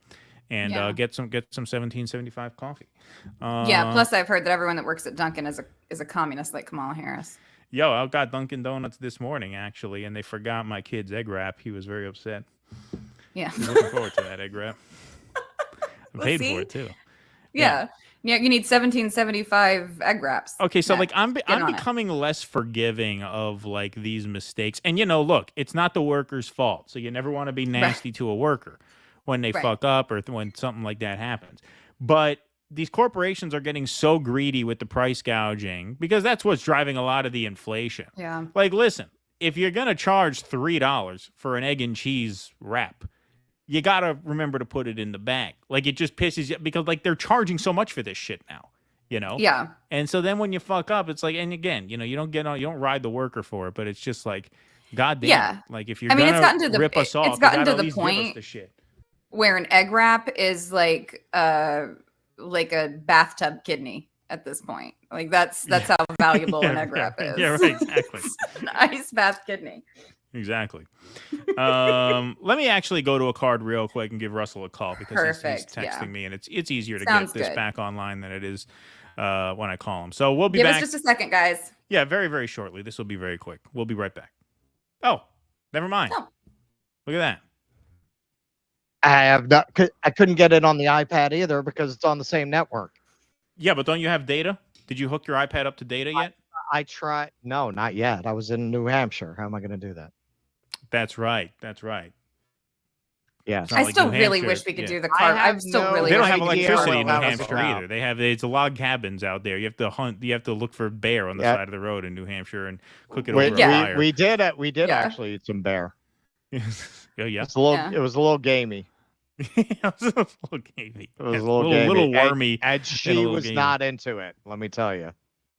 I still really wish we could get Russell in on the Carville clip. Oh yeah. It's a little bit fast, you know, and I'm thinking, I'm like, of all nights where I have like an epic multi-part thing to do. Well, I was saying, like, if worst came to worst, I could do most of the other stuff on my own, but I can't do the Congo thing on my own because that was your segment. Exactly. That's what I'm saying.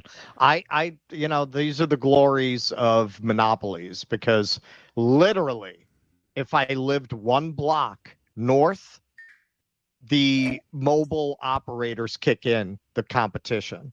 Where I am, only Spectrum. You cannot get any other service here. And those things happen. Although I'm very glad you were here tonight because that would have been pretty terrifying for Tusker. That's true. It all did work out in that sense. GHU81, don't forget Walls canceled the meeting last minute to see Palestinians discussing how their families are killed in Gaza. The minute they wanted to know how he is going to change to fix Gaza, canceled. Yeah, no, he's horrible on that issue, as they all are. As they all are. Doc Dirk and Russell, isn't the original Star Wars trash compactor scene also a good metaphor for the country's diminishing political dialogue? It probably is. That's going to be my next video essay. Yeah, there you go. Yes, the plant got hit by Ukraine missiles. Okay, thank you for that. Appreciate that.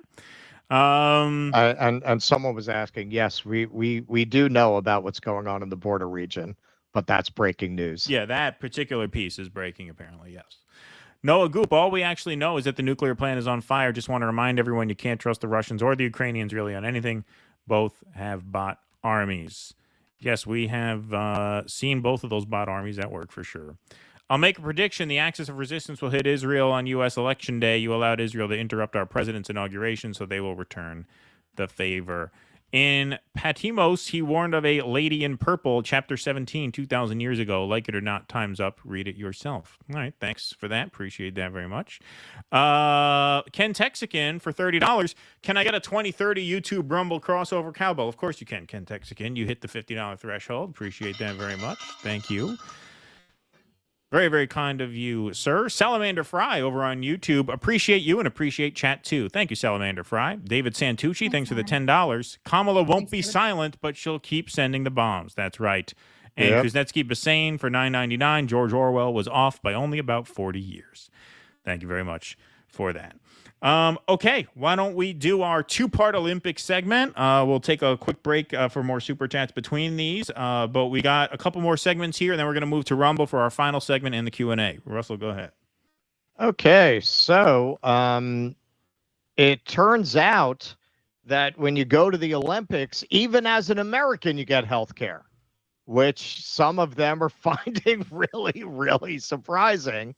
And these are our Olympic athletes, the cream of the crop. A lot of them apparently don't have access to dental services, pap smears, anything like that. And they're trying to get it all in while they're in the Olympic Village and have what most of the rest of the world has.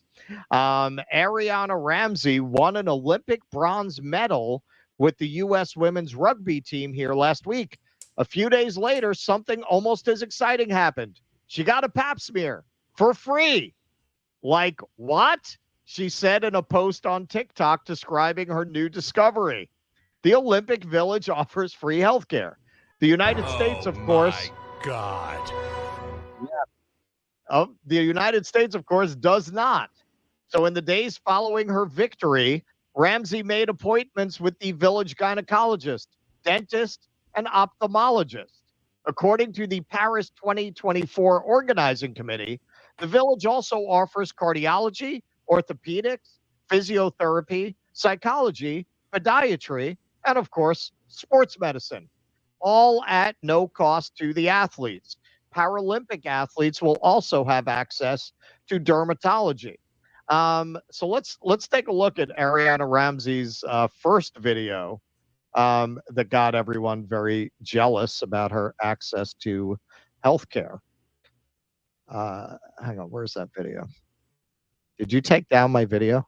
Well, no, you probably lost it when your internet went out, so you probably got to upload it again. All right, so just cut around this. Yep. So I can load that very easily. All right. Dun, dun, dun, dun, dun, dun. Hey y'all, so not only in the village do we have free food, but we have free dental, free health care. I literally just got a pap smear for free, and I have a dentist appointment and I exam next week. Like what?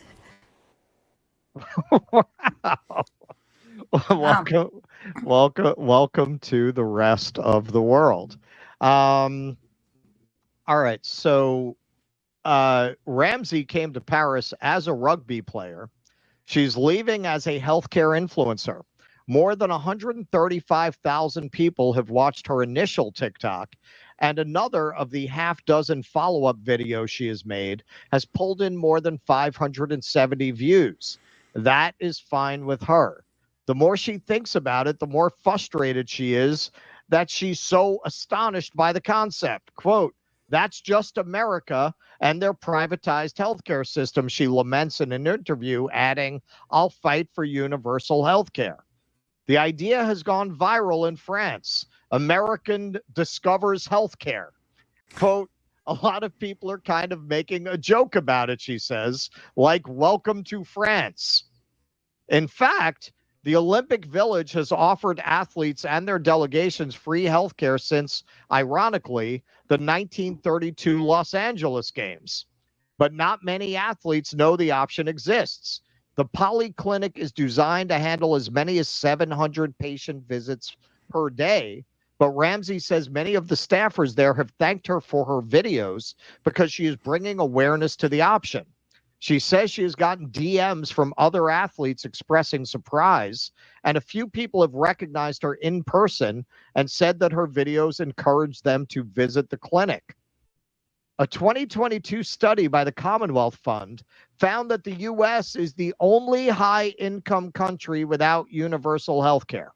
Many American athletes do have access to the United States Olympic and Paralympic Committee's health insurance policy, but their eligibility for the program is up to their sports governing body.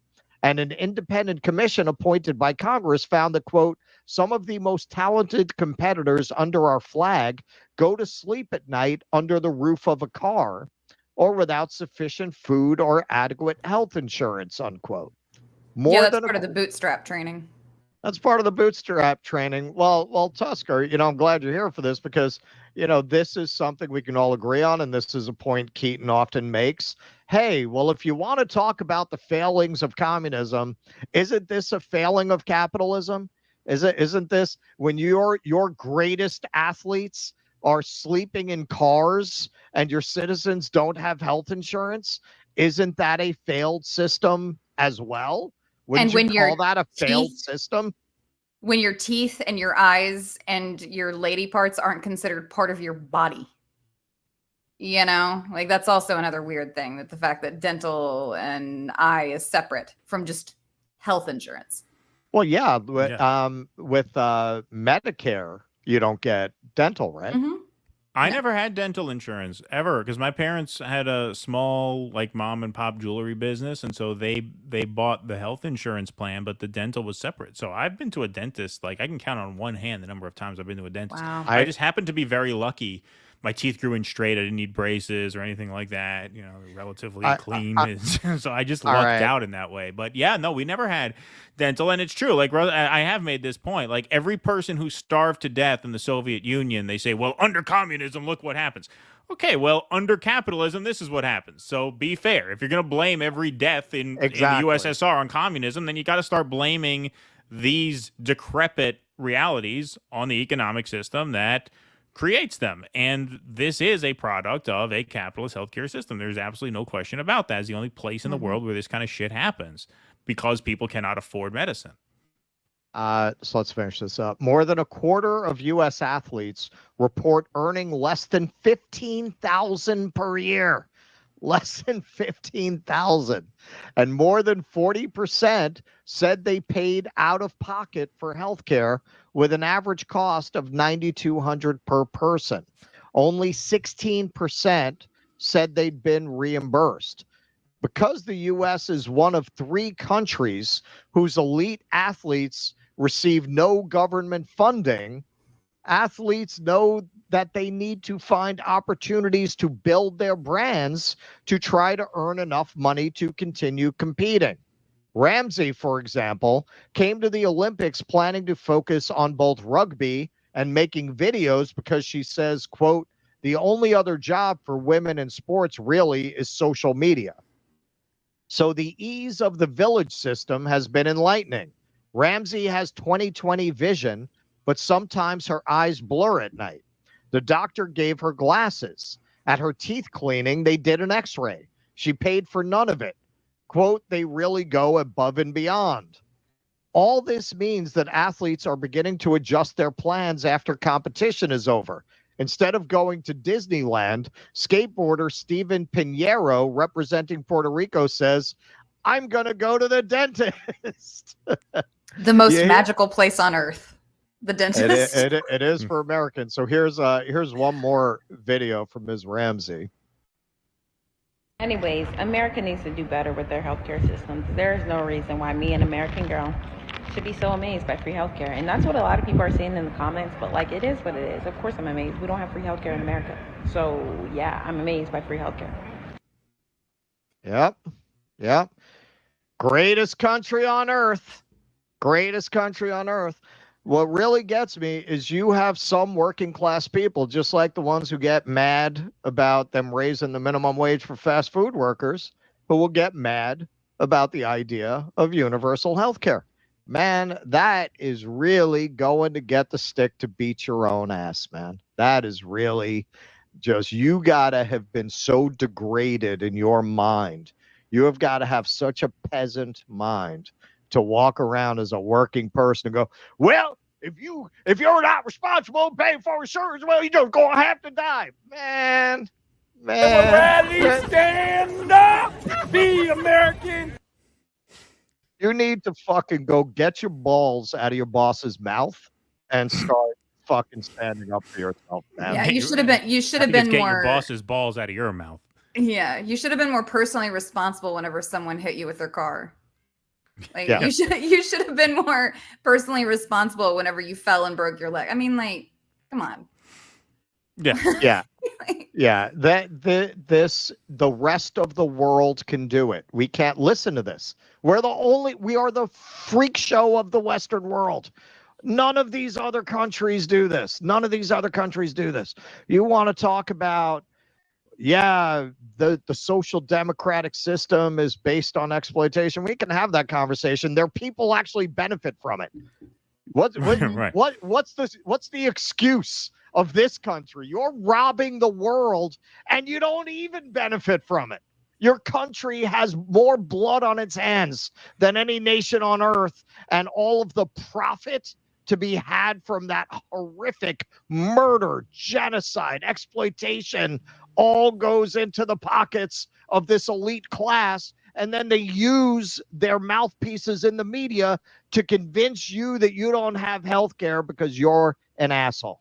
Wow, man, that is a number they did on your head. Depeasantise your mind. You deserve health care. You know why? Yep. Because you exist. You're a human. You're a human in a country with tremendous resources that could provide that if they wanted to. Yep. And you got to fight with insurance companies sometimes to get like medicine. Like, I've had a doctor write a prescription and the insurance won't fill it. And you call them and you ask them, and they say, well, we don't think this is formulary. Okay, well, are you a fucking doctor? Because the doctor does think it's formulary. They're the ones who went to medical school. What the fuck do you know? Like, it's just insane. It is bizarre. It's from outer space. People from other countries do not understand it. They don't get it. Yeah. And even just with the middleman system that's involved, like, let me explain something. It's a very simple thing. So many of these private insurance companies before they allow you to get a medical procedure done, they want you to have what's called prior authorization. So they essentially want to sign off on whether or not they're going to pay for it. So one of the situations that I have in the cath lab that happens is people come in, they've got chest pain, they've got all this type of stuff. So the first thing that we do is we do the actual heart cath, where we take the images of your vessels and we determine if those vessels are open and if there was potentially you need a stent or anything like that to open those vessels. Now, according to a lot of private insurers, the correct way to do it is to stop the test there, take the patient off the table, send them home, then have them apply to actually have the vessel fixed, come back, get rescheduled, get stuck a second time, have the increased chance of bleeding or an adverse effect from getting that second thing, because they want to split it up into two to justify the payment for it and find some way to get out of the payment for the second. Like, that's what the middleman does. That sounds that's very what efficient. An insurance. That's the efficiency of the marketplace at work right there. Doesn't that sound efficient, Keaton? Yep.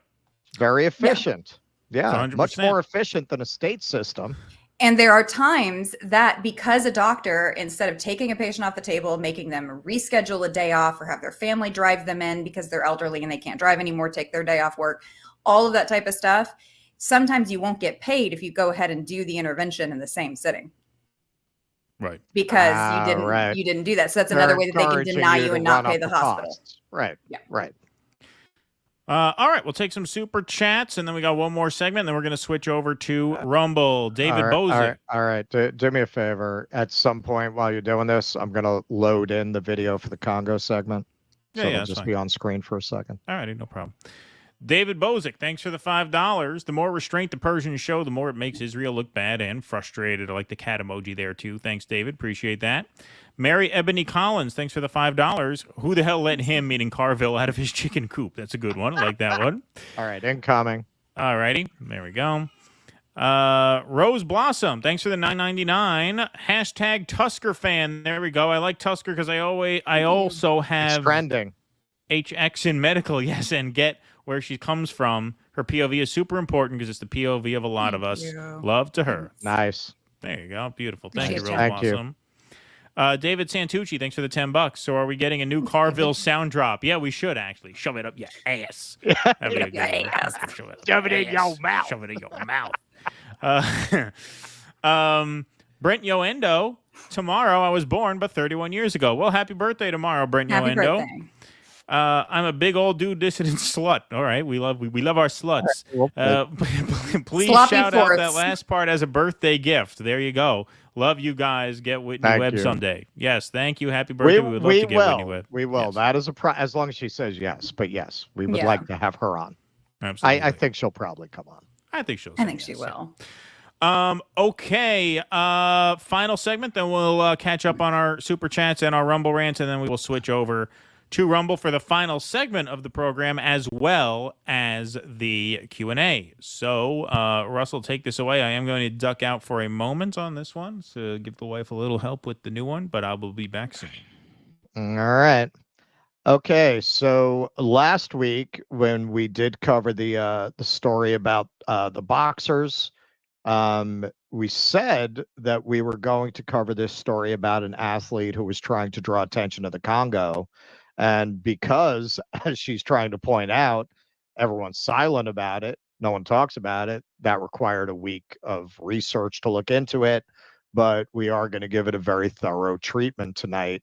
And what I found was actually a very interesting story with a lot of moving parts. All right. So what she did is something that Congolese athletes have been doing regularly when they make appearances. They're doing this gesture, the gun, and covering their mouth to draw attention to the fact that in the eastern part of Congo, people are being murdered, genocided, and no one is talking about it. So this is the young woman who drew attention to this. Despite feeling overwhelmed with emotion after her Olympics defeat, Congolese boxer Marcelat Sakobi made a powerful gesture by placing her hand in front of her mouth and pointing 2 fingers at her temple, raising awareness for the violence happening in DR Congo. That's the Democratic Republic of Congo. The gesture is to signify that people are being killed in the country, but that no one is speaking out to stop it. So hopefully tonight she has been heard, and we're going to do what we can to draw some attention to this. Okay, so to start off, what is happening in Eastern Congo? Okay, now this AP article, frankly, it was the best overview of it that I could find, so I'm using it. It definitely has State Department kind of deficits in its slanting and the way it covers it, but those will be corrected by what we'll get into subsequently. But for a basic grounding in the situation, it was the best I could find. Aid organizations fear a new humanitarian crisis in the restive Eastern Congo region, where the renowned, that's such a weird word choice, renowned armed rebel group M23 is in the midst of a new advance that threatens to cut off a major city and leave millions of people struggling for food and medical help. Eastern Congo has been beset by conflict for years, with M23 among more than 100 armed groups vying for a foothold in the mineral-rich area near the border with Rwanda. Some have been accused of carrying out mass killings. There's been an upsurge in fighting in recent weeks between M23 rebels and Congo army forces, and it comes as the United Nations plans to withdraw peacekeepers from the region by the end of the year. This is because the Congo asked them to leave, by the way. Tensions are also, that's what I mean by State Department slant. They don't tell you that part. They're planning to leave. Yes, they were asked to leave. Tensions are also rising between Congo and Rwanda, with them blaming each other for supporting various armed groups. Congo accuses Rwanda of backing M23. Okay, that also makes it sound a lot more he said than it actually is. It seems like Congo probably has the right of this, as you'll see. This weekend, the U.S. State Department, there you go, condemned what it called the worsening violence. A group of aid agencies has estimated that 1 million people have already been displaced by fighting in the last 3 months. The March 23 movement, or M23, is a rebel military group mainly made up of ethnic Tutsis that broke away from the Congolese army just over a decade ago. They staged a large offensive in 2012 and took over the provincial capital of Goma near the border with Rwanda, the same city they're threatening again.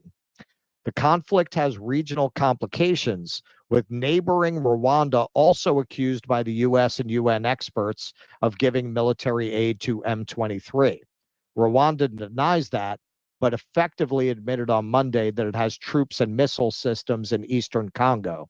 Rwanda said that is to safeguard its own security because of what it claims is a buildup of Congo army forces near the border.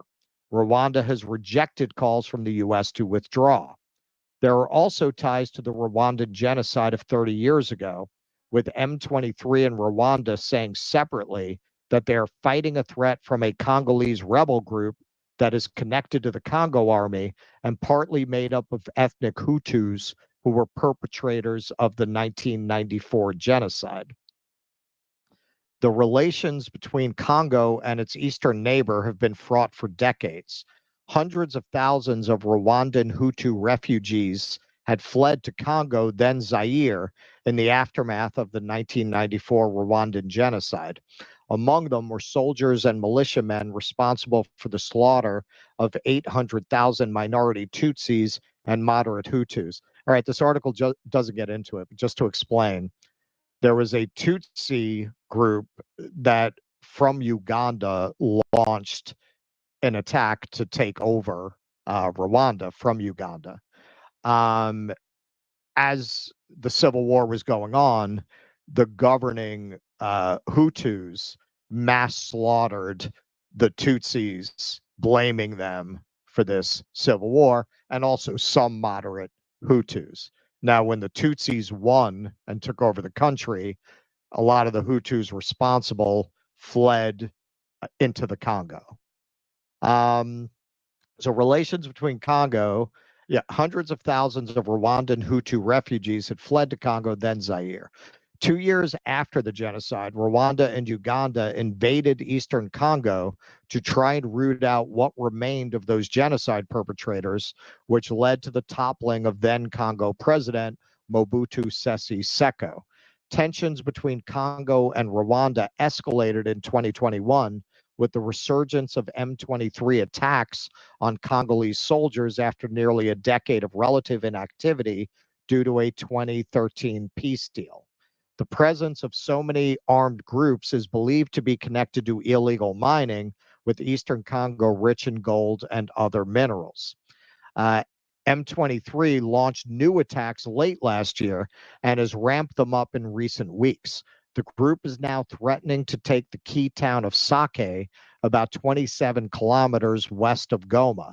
That could cause food and aid supplies to be cut off from Goma, which had a population of around 600,000 a few years ago, but now holds more than 2 million people, according to aid agencies, as people flee violence in surrounding towns and villages. The advance of rebels on Sake poses an imminent threat to the entire aid system in eastern Congo, the Norwegian Refugee Council said. It said 135,000 people were displaced in just 5 days in early February. The violence has also sparked protests from the capital, Kinshasa, to Goma, with angry demonstrators saying the international community is not doing enough to push back against M23 and not taking a hard enough stance against Rwanda. The new fighting could lead to an escalation of regional tensions and involve more countries. As the UN winds down its 25-year peacekeeping mission in eastern Congo, a multinational force under the Southern African Regional Bloc is set to step in. That force will include soldiers from regional powers South Africa, Malawi, and Tanzania. They will help the Congo army forces, but it might put them in direct conflict with Rwanda. There's also the humanitarian cost. The International NGO Forum in Congo, a group of non-governmental organizations working in the region, said the escalation in fighting has involved artillery attacks on civilian settlements, causing a heavy toll and forcing many health and aid workers to withdraw. Eastern Congo already had one of the world's worst humanitarian crises, with nearly 6 million people previously displaced because of conflict, according to the UN Refugee Agency. Now, according to some data that I saw, although I don't know if that's up to date, Congo was ranked as having the most murder of children, above with Israel second after it. So yes, this is something that really all the focus is on the Middle East and Ukraine. There's very little focus on this. Now, what you're going to discover subsequently is going to show you how superficial that AP article really was.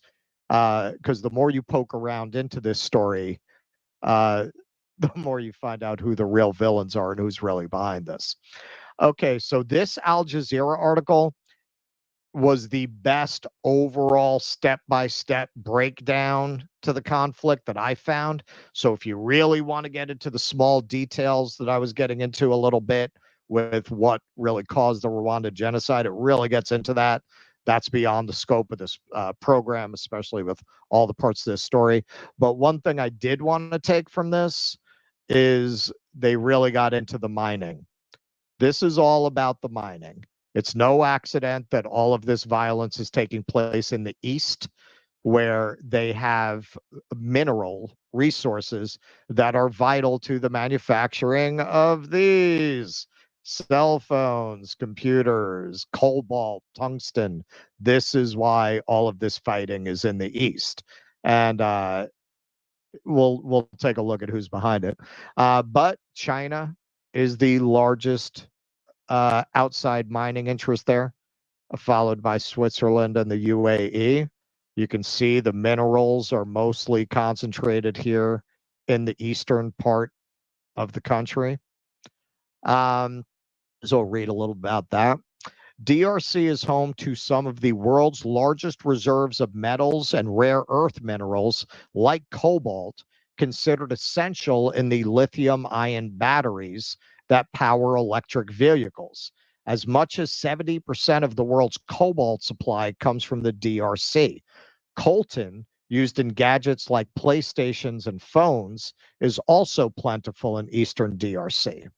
Mineral resources have long been a factor in the protracted crisis, with various armed groups battling for control of lucrative diamond and gold mines and using the earnings to fund wars.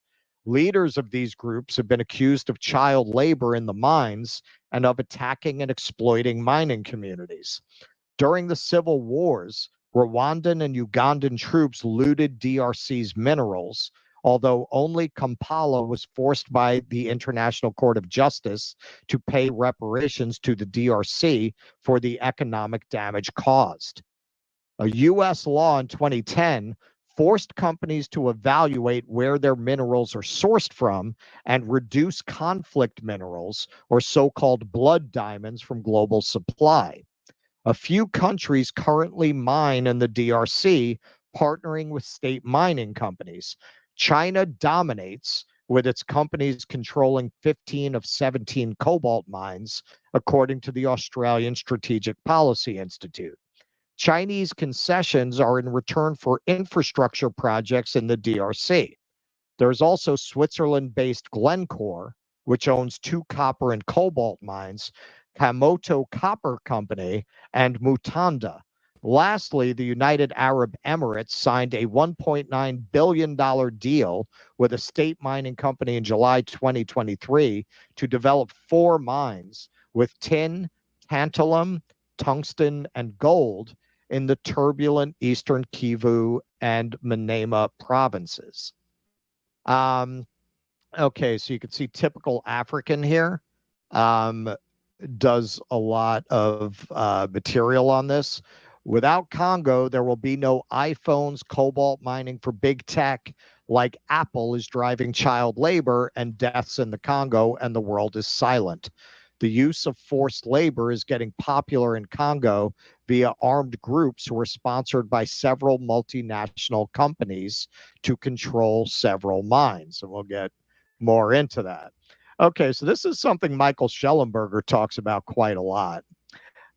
So here you have Greta Thunberg, you have Stolen My Dreams of My Childhood, and A Child in the Mines, getting that cobalt for your electric car as fast as I can, Greta. Now, listen, there's a point there.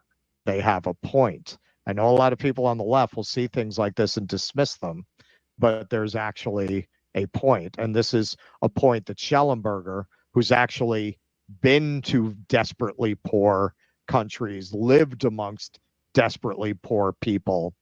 Really, if you look at his book, Apocalypse Never, he really gets into how a lot of these Western ideas about how to manage climate and how to manage resources are really kind of a neo-colonialism, because it's all going to be built on the backs of these poor countries, while we reap the benefits. So we have some video. One is one that I've seen in quite a few places that's of children working the mines. And another is from an NGO in the Congo that works to try to help women get out of the mines and develop other work skills. So we will take a look at that, and then we'll discuss a little bit.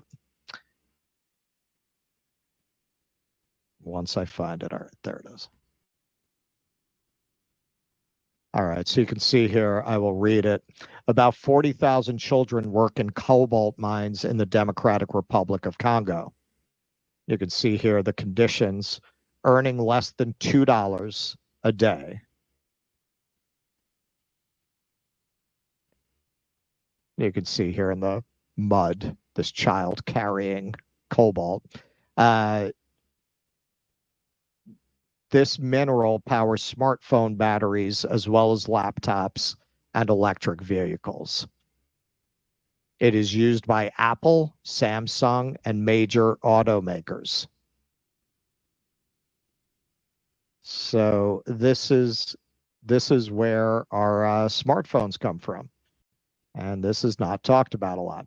Hashtag no Congo, no phone to raise awareness is the nationals control the system of artisanal exploration. Okay, so this is from the NGO. Of cobalt in the Democratic Republic of Congo, following the exponential increase in the production of lithium-ion batteries. The Kasolo area discovered huge deposits of cobalt. The populations dug tunnels everywhere under their houses in order to meet the needs of survival, to the point of causing the collapse of the streets.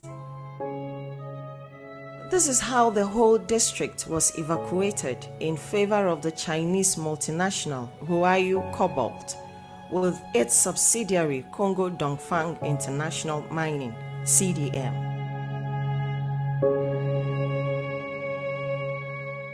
The working conditions are deplorable because the diggers dived to 10 meters in very dangerous tunnels without safety equipment, with a very high risk of landslide, without oxygen devices, and exposure to very harmful dust.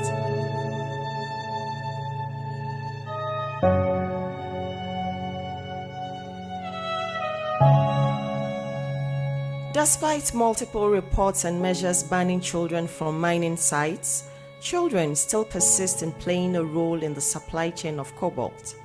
We have always noticed their presence at the places where minerals are washed.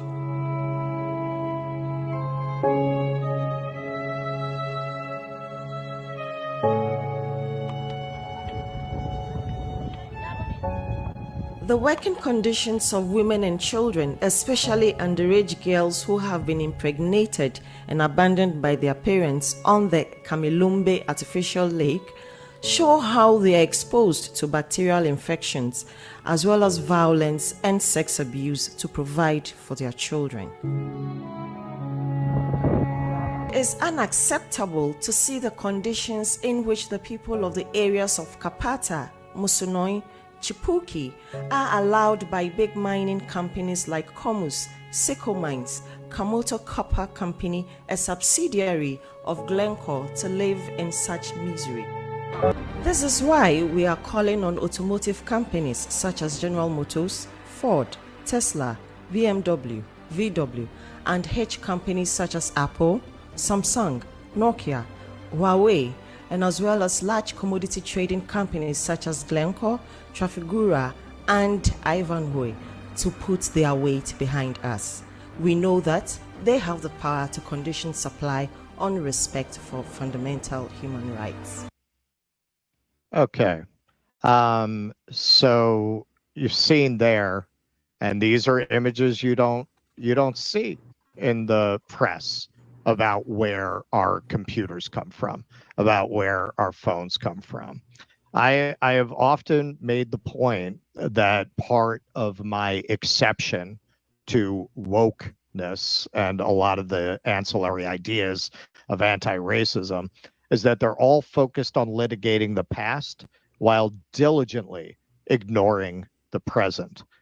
Wouldn't it be a lot more useful to focus people's attention on what is essentially modern day slavery than to focus on slavery from 150 years ago? There's a reason that the conversation is not taken in that direction, because that would mess with profits. That would mess with profits. You can talk all day about what happened in 1855. They love that.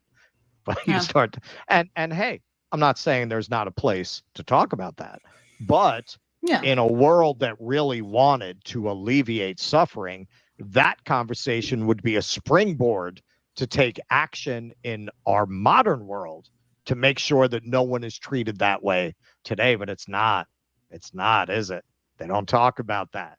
They only want you to litigate suffering that happened so long ago that it cannot be alleviated. They want you to talk about reparations, which again, I think is an important conversation. But I think it was Bill Burr who said, people talk about what would you have been doing during slavery? Exactly what you're doing now.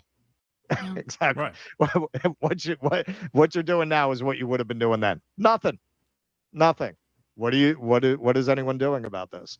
And look, you can't entirely blame the individual person. People have families to raise. They're busy. They got their nose to their grindstone. They don't have. Yeah. Look, we're in this space, and look at all the research I had to do to find out about it. But we, who, presumably, if you're watching this show, you're more interested in these subjects than the average person. It's on us to raise awareness and to break through that media silo that keeps us away from this kind of information. Yeah, and this is one of the things that I think is important about this is, look, Congo is not one of the areas that I'm really well versed in. Whenever Russell told me that we were going to have to do this story, I went to the regular resources. I started looking up what's M23. Right. It was actually really weird because it was hard for me to find any resources on M23, like anything like that. So I know it's just been undercovered and there hasn't been a lot of attention on it. Well, because look what you start to come up with when you start to dig into it, which there's going to be even more of that. Which, I've seen, and so whenever I did just my brief and okay, well, who backs M23? I saw conflicting reports. I saw that they're backed by the US, they're backed by Rwanda and Uganda. I just kept seeing a bunch of different things, but it was still just these sources that I didn't really trust. Well, I'm satisfied that I kind of got to the bottom of it, so all will be revealed. Keaton, you have anything? Okay. No, go ahead. Okay, so this is going to really surprise you. Apple. So the leader of the Congo had his lawyers file papers with Apple asking them to reveal the sources of their materials and where they're getting it from. So we do have some video of an interview he had explaining this. They filed these papers on April 22nd. Remember that date because it is going to become relevant in the conclusion of our story. Rwanda discovered that there were minerals in the DRC. And Rwanda made contacts in the international community that enabled it to sell these blood minerals. Le receleur, enfin le vendeur de ces minerais, du sang, des minerais obtenus. Minerals obtained by using violence against our populations to force them to leave the localities where these minerals are found. Les localités dans lesquelles on trouve ces minerais. Et depuis lors, since then, Rwanda has become the representative of these minerals for the international community, for these multinationals. The most serious thing is that these minerals are extracted from the Congolese subsoil at the price of blood, as I said, by using violence and terror to make the populations living in these localities flee. And then they're transported along trails via motorcycles to Rwanda. And there they're stamped by an international NGO. We quote all that, which obviously absolves them of the fact that they're blood minerals, passes them off as if they were minerals mined in Rwanda. They take our minerals, they're processed elsewhere, and then they come and sell us the finished product. We want to develop our own value chain in the DRC ourselves, as far as possible as it can extend. And then, in what I call those win-win partnerships, we'll be able to fight poverty by creating jobs, creating wealth, and at the same time have partners who will also benefit from this partnership. So Apple will negotiate directly with the DRC? Avec la République démocratique du Congo? Of course, with the Democratic Republic of Congo. Why would you want to negotiate with a common thief who's doing business on the backs of dead Congolese? The telephones you have in your countries contain the blood of the Congolese. All right. So, and by a common criminal, he's talking about Kagame, the leader of Rwanda. So essentially what he's saying is Rwanda is funding M23 in order to control the mines in the eastern Congo. They smuggle the minerals into Rwanda, and companies like Apple, by claiming that they got this from Rwanda, are able to say they're not buying conflict minerals. So that's the game. So just a little bit of an article on this that's a little more recent. This is from June 14th. Just to clarify what's going on. So they filed this April 22nd, and Apple has not formally responded. The lawyer stated that although Apple has previously asserted that it verifies the origins of the minerals used in its products, these claims do not seem to be supported by concrete verifiable evidence. Quote, the world's eyes are wide shut. Rwanda's production of key 3T minerals is near zero, and yet big tech companies say their minerals are sourced in Rwanda. They pointed out that international observers have documented numerous schemes that underpin and enable an extensive money laundering enterprise through illegal trade in conflict minerals sourced from Congolese territory. Quote, these observers have demonstrated the dependent nature of relationships between perpetrators of this looting and some of the biggest producers of consumer electronics, such as mobile telephones and computers, and companies in the automotive, aviation, and renewable energy sectors. Now, you remember I said pay attention to that date, April 22nd, they filed these papers with Apple. Well, guess what happened on May 19th, less than a month later? Congolese army says it foiled a coup involving Americans. I remember this. Isn't that funny?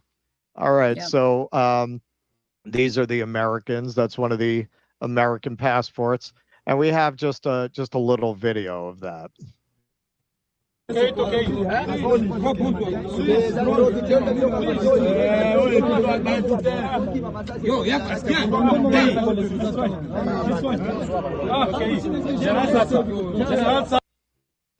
right, so now can we say for sure that this was a CIA op? I mean, it was pretty half-assed. It was basically 50 guys trying to take over the presidential palace. But then again, it's very strange that 3 American guys would just decide to get together 50 people for a coup.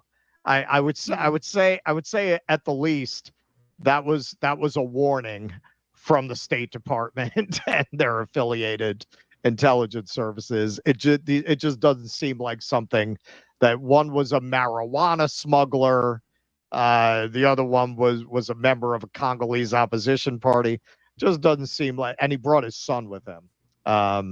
Smart. Who now right now the plotters are on trial and the death penalty is on the table for the people who tried to commit that coup. But it seems pretty clear. Hey man, I'm not an expert, but based on the research I did, it looks to me like the president of Congo has the right of it, that Rwanda is funding this. And while America, like it will say, yes, human rights. Meanwhile, through the back door, they're moving these minerals with full knowledge that it's benefiting American corporations. And any way you slice it, even if these minerals were not being acquired in that way, just looking at the conditions of these workers, and hey, man, that's not just Western powers, that's China too. That's China in there too. That was the biggest mining interest there. So these poor people are just being horrifically exploited by many nations, and our own corporations here, like Apple, are just using this as a way of laundering the minerals. They're using the conflict there to smuggle it into Rwanda and say, in a country that does not produce these minerals, no, these are sourced here. Right. Yeah. It's just one of those things that, and frankly, I feel like Africa always gets this treatment. I feel like it always gets left behind in that way. It's like, because they're like, look, no matter what it is that you want to say about it, Iran is at least a regional power. It seems like there are very few African regional powers. The one that they had was Libya. Right. Well, we made work we of took care of that. We made sure that didn't happen. Yep. And so it's one of those things where it almost seems like there's very little opposition in Africa. And so it becomes one of these areas that you don't look into much because you don't really hear any, breath of resistance. Now, I know that Burkina Faso and like some of those areas, like the guys that got out of ECOWAS recently, like they still have a little bit of resistance and a little bit of fight. As far as like trying to reclaim their sovereignty and everything. But Africa just remains an area of the world that the left needs to do better on, just in general. I am committing to, I have certain stories that I stay on, like Boeing. I'm going to stay on this. I'm going to try to find somebody who has some expertise. Yeah. Because I kind of looked and I can't even find a good, I really like, want to really bring on Africa a Congo expert. I want to find out what not-for-profits we can possibly support to try to help people in that region and bring attention to this. And I made the point when we covered the story last week. And hey, I've covered these gender things from the beginning of the show. I don't dismiss it, but I am sorry. Nobody talked about this. And in a sane world, that would have been what everyone was talking about. Why did she do that? Why did she do that? And even people, this is why I'm so dismissive of the social justice people. They can't wait to tell you how many people who won medals were women and how many people who won medals were BIPOC. Meanwhile, you have a black woman from Africa trying to draw attention to a genocide in our country. I didn't see any of them say shit about that. Nothing about that. Nothing. In the American press, I had a hard time finding any articles about her, other than as an athlete. Almost no articles about this. Yeah. Sports Illustrated was the tweet that you found it, right? I mean, you didn't find any, like I Googled her name even, and hardly anything comes up. Me too. Almost nothing. Almost nothing. Everyone just completely ignored that while obsessing on these two boxers with a genetic disorder. Obsessing. And I'm not saying that shouldn't have gotten any coverage, but this should have gotten 10 times more coverage, and it got zero coverage. Absolutely none. So and Congo, and just the Congo is one of the richest places on earth. Well, there's no reason for the people of Congo to be poor. Yeah, it should be, right. There is just no reason for them to be poor. They have minerals that the entire world is dependent on. Yes. But hey, that's exactly why they are in this position, because powers dependent on that minerals want them to be in this position. They want the country to be unstable so they can steal their resources. A strong country would be able to negotiate for fair prices. We are involved, not just us, as we saw China too. The world has an interest in keeping them in that condition, and it's a crime. It's a crime. Yeah, it should be a very wealthy country, like a lot of countries that have all of these resources. The greater powers go in and destabilize them or install a puppet government that will allow their corporations to come in and extract that wealth while their people live in poverty. Or they promote a comprador class, or they take over with NGOs and control the media. There are just a number of ways that you can strip the sovereignty of a nation from itself. And Congo is just in a very destabilized mode. They don't really seem to have the political formation to fight back. Right. And so it's just they kind of just tend to end up rolling over and over again. Right. And there's always someone there that's going to make some money, and so they make horrible deals with every other country. It's just Well, and if you see that extended interview, look, again, I'm not an expert in this area. For all I know, Right. the leader of the Congo is responsible for massacres himself. I don't know. I don't know. But based on what I saw, he's aware of the weakness of his position, and he's trying to play what cards he has by appealing to the image of the West as this bastion of human rights, and he's trying to play on that, because at one point he says, because they asked, well, what do you think the effect of this will be? And he doesn't call for sanctions. He basically says, let's make a deal. And he says something I can't believe an intelligent man from Africa actually believes. He said, well, these are countries where their courts are meaningful and where they have transparency. That is buttering up the enemy. There is no way he believes that. He's trying to be diplomatic because he knows he's not really holding any cards, and he's hoping that somehow he can get enough public attention and he can frame this in such a way that maybe he can get Apple to make a deal with him. But it's come on, man, they're not going to do that. They haven't even, from what the research I did, they never even deigned to respond. They never even deigned to give, other than just a blanket denial, they never gave him a formal response. Yeah. Sounds about right. All right, we're going to take some Rumble rants and some Super Chats, and then we're going to head over to Rumble for our final segment of the show, which is the Israeli prisoner abuse story. Another lighthearted one. Yes, another light one. Another light one, yeah. And then we're going to go to the Q&A. So dudissidents.com/Rumble if you want to head over there. That's where we're going to be pretty soon, but we do have some Super Chats and stuff to get to. Before we head over there, GHU81. I noticed the door opening in the James Carville would have been hilarious if his grandchildren walked in on that video. Yes, that would have been funny. Yes, thank you, GHU81. Appreciate that very much. On YouTube, Rose Blossom, thanks for the $4.99, says, yeah, and people ain't even thinking about the poor animals on those products. Sadness. By the way, I'm from Laconia, New Hampshire. LOL network is fine. There you go, Rose Blossom from New Hampshire. Very cool.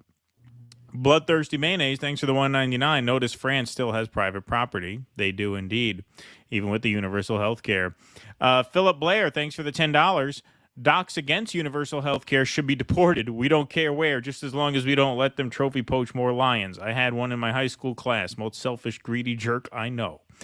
I just had a doctor that went to Africa on a vacation, and I've been making jokes. Like, I had one of my coworkers Photoshop him killing like a giraffe and a rhinoceros, like just to put on our internal. Just to put in there, yeah, on the wall, bulletin board. JLOL Mos 83. Thank you for the $5. Good to hear the words from a fellow RT. I'm an RT myself. Thank you. P. Walker, thanks for the $10. Tutsis were the favored group by the Belgians to rule over their region on their behalf. Hutus were considered subspecies by both the Belgians and the Tutsis. P. Walker, thanks for the other $5 here. At one point, Congo had the most airlines of any nation in the world because there were no export tariffs on minerals if flown out. That's interesting. Oh. MCFC, thanks for the $4.99. In defense of Greta, does she care that green must be cobalt, lithium? Daft to think that. Thank you, MCFC. Baby Ethernet, thanks for the $2, says cobalt exposure causes cancers and birth defects. We'll go over to some Rumble rants. We have some more here. And some more Super Chats before we wrap things up. Predatory, thanks for the $2. Got my whole family hooked on the 1775 coffee. Oh, that reminds me, we got to do one more ad read. They love it, but my dad won't stop reminding us how we're not on the gold standard and complaining about the commies at the U.S. Treasury. I like the light, Rose. There you go. Beautiful. Nice work. Well, Predatory likes the light, Rose. You just got us a raise. Yeah, you just got us a raise. Yes, I like that. I like that very much. All right, here. Let's do one more ad read, and then we'll wrap these up. You just reminded me of that. Let's support our friends at the Rumble merch shop, right? Every company has a merch shop. Rumble's exclusive apparel has finally arrived. They're now offering 20% off all purchases in the Rumble store with the discount code DROP20. DROP20.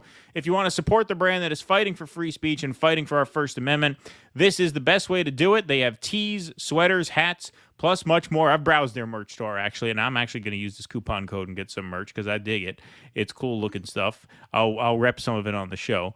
Go to rumble.store and make sure to enter DROP20 as the promo code to get 20% off your entire order. So not just one item, you get 20% off the whole bag, the whole pile of merch, the hats, the sweaters, the tees, everything, 20% off. DROP20, rumble.store. Link in the chat and in the description. And if enough of you sign up, they're going to make a shirt of Peter Thiel shitting himself when they ask him about Israel and the IDF. Yeah, there you go. That'll be good. That'll move some product. Let's see here. Where did it go? Cryosynth. Everyone's blaming Russia as per Zelensky for ZPP. However, there were bad forest fires in the area for days. This also happened in 2022 as well. We'll look into it. Yeah, I can't comment on that. We don't know anything about it. Shady Deals, thanks for the $3. Great to see the trio. Thank you, Shady Deals. Thank you. Yeah, this was a pleasant surprise. I've been having a whole lot of fun with the two of you. Thank you. That's your fellow Arkansan, isn't it? Yes. Mm-hmm. Oh, okay, cool. Woo pig, Stewie. Bonzo Beans, thanks for the $1. Assange, the goal is to use Afghanistan to wash money out of the tax bases of the United States through Afghanistan and back into the hands of a transnational security elite. Thank you. Doc Durkin, a Canadian MMA boxer, joined the Chinese University MMA team in China and received free training, housing, and food, and presumably health care. Daniel Dumbrill covered this on his YouTube channel. Thank you for that. D. Wortham, lithium-ion EV batteries are rapidly moving to lithium iron phosphate batteries, eliminating cobalt and nickel from the anodes. Well, that's so then we're going to have to find those. We're going to have to find those Congolese kids a new job. Yeah, there you go. I mean, that's a good workaround. They'll have to put in a McDonald's. That's right. Yeah. Back from the road, Venezuela also has a metric fuckload of coltan. Thank you. Back from the road. From what I understand, that's how the World Bank is going to start classifying like statistics for nations as a fuckload. Yeah, they're fuckload. Yeah. Yes, a fuckload. Doc Durkin, thanks for the $2. It would be nice if the precious minerals could be recovered from discarded phones and laptops, perhaps funded with a commercial tax or something. It's an idea. Thank you. Look to the African informant as they are on YouTube. Kagame did have the Hotel Rwanda manager in jail. Kagame is a U.S.-Israel stooge. Thank you, GHU. Appreciate that. That was a great movie, that Hotel Rwanda movie. That was fantastic. Joe Rogan interview with Siddharth Kara a year ago. Can we like Joe Rogan again, please? That's the gentleman that did that cobalt book, that Congo book about the cobalt. Oh, it mines. is. I think so. Yeah, I think it's called something like Blood Red or something, Cobalt Red maybe. But I remember watching his interview on Joe Rogan whenever he had it, talking about the exploitation of the Congo and the green stuff. It's the reason why I'm all about nuclear. I'm about nuclear and fission. You know. You and Schellenberger, man. Yeah. GHU 81 plus any country the UAE gets involved happens to be genocide involved. Yemen, Sudan, Congo. Thank you, GHU. Appreciate that. Okay. Also, there was our a lady allies, ladies and gentlemen. Yep.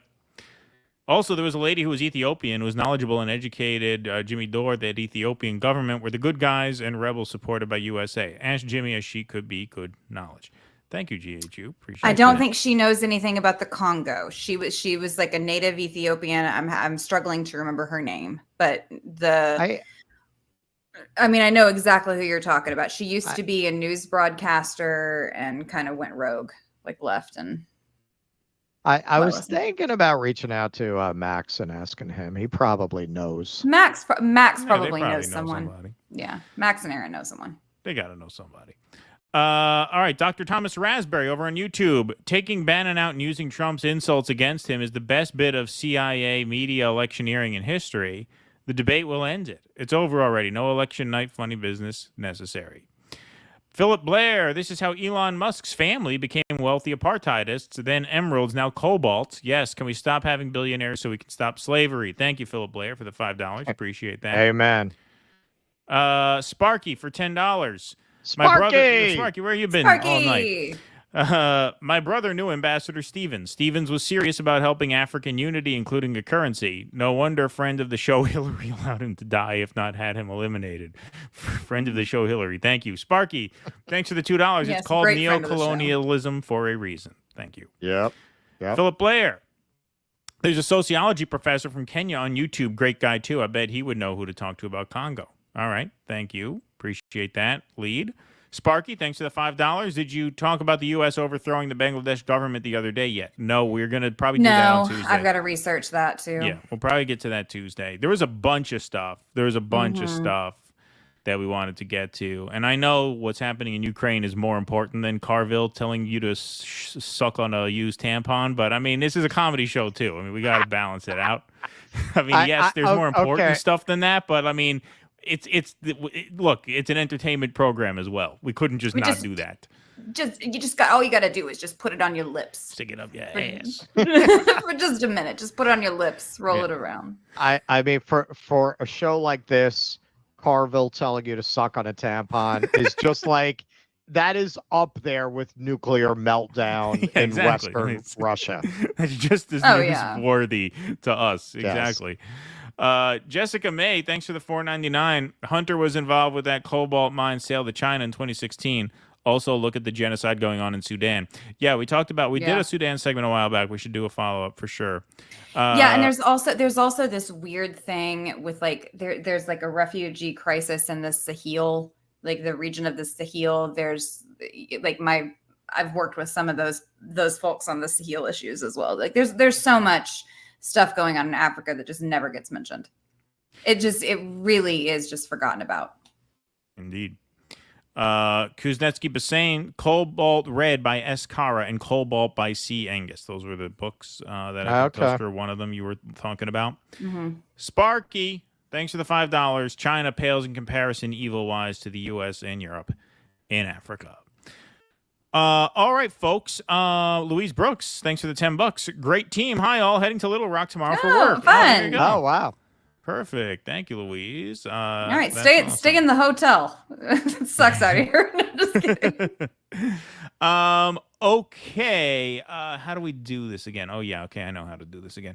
All right. So, folks, thank you for being here tonight. We got more show for you guys. Yeah. Not a long segment, but an important segment coming up on Rumble. So please meet us over there. DoDissidents.com/Rumble. Plus the call-ins. So we only got one segment. It's a pretty easy one. So I think I got everything I need here. This one. Beautiful. All right. So we'll open the phone lines on the break. That'll make it simple and easy for everybody. So phone lines open on the break as we head over to Rumble for our final segment of the evening. DoDissidents.com/Rumble. Thank you all very much for being here. Jake, I will handle the transition. I didn't anticipate being here all night, but I ended up being here. So I will handle this.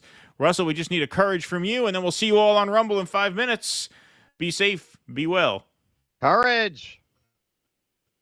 Please clap.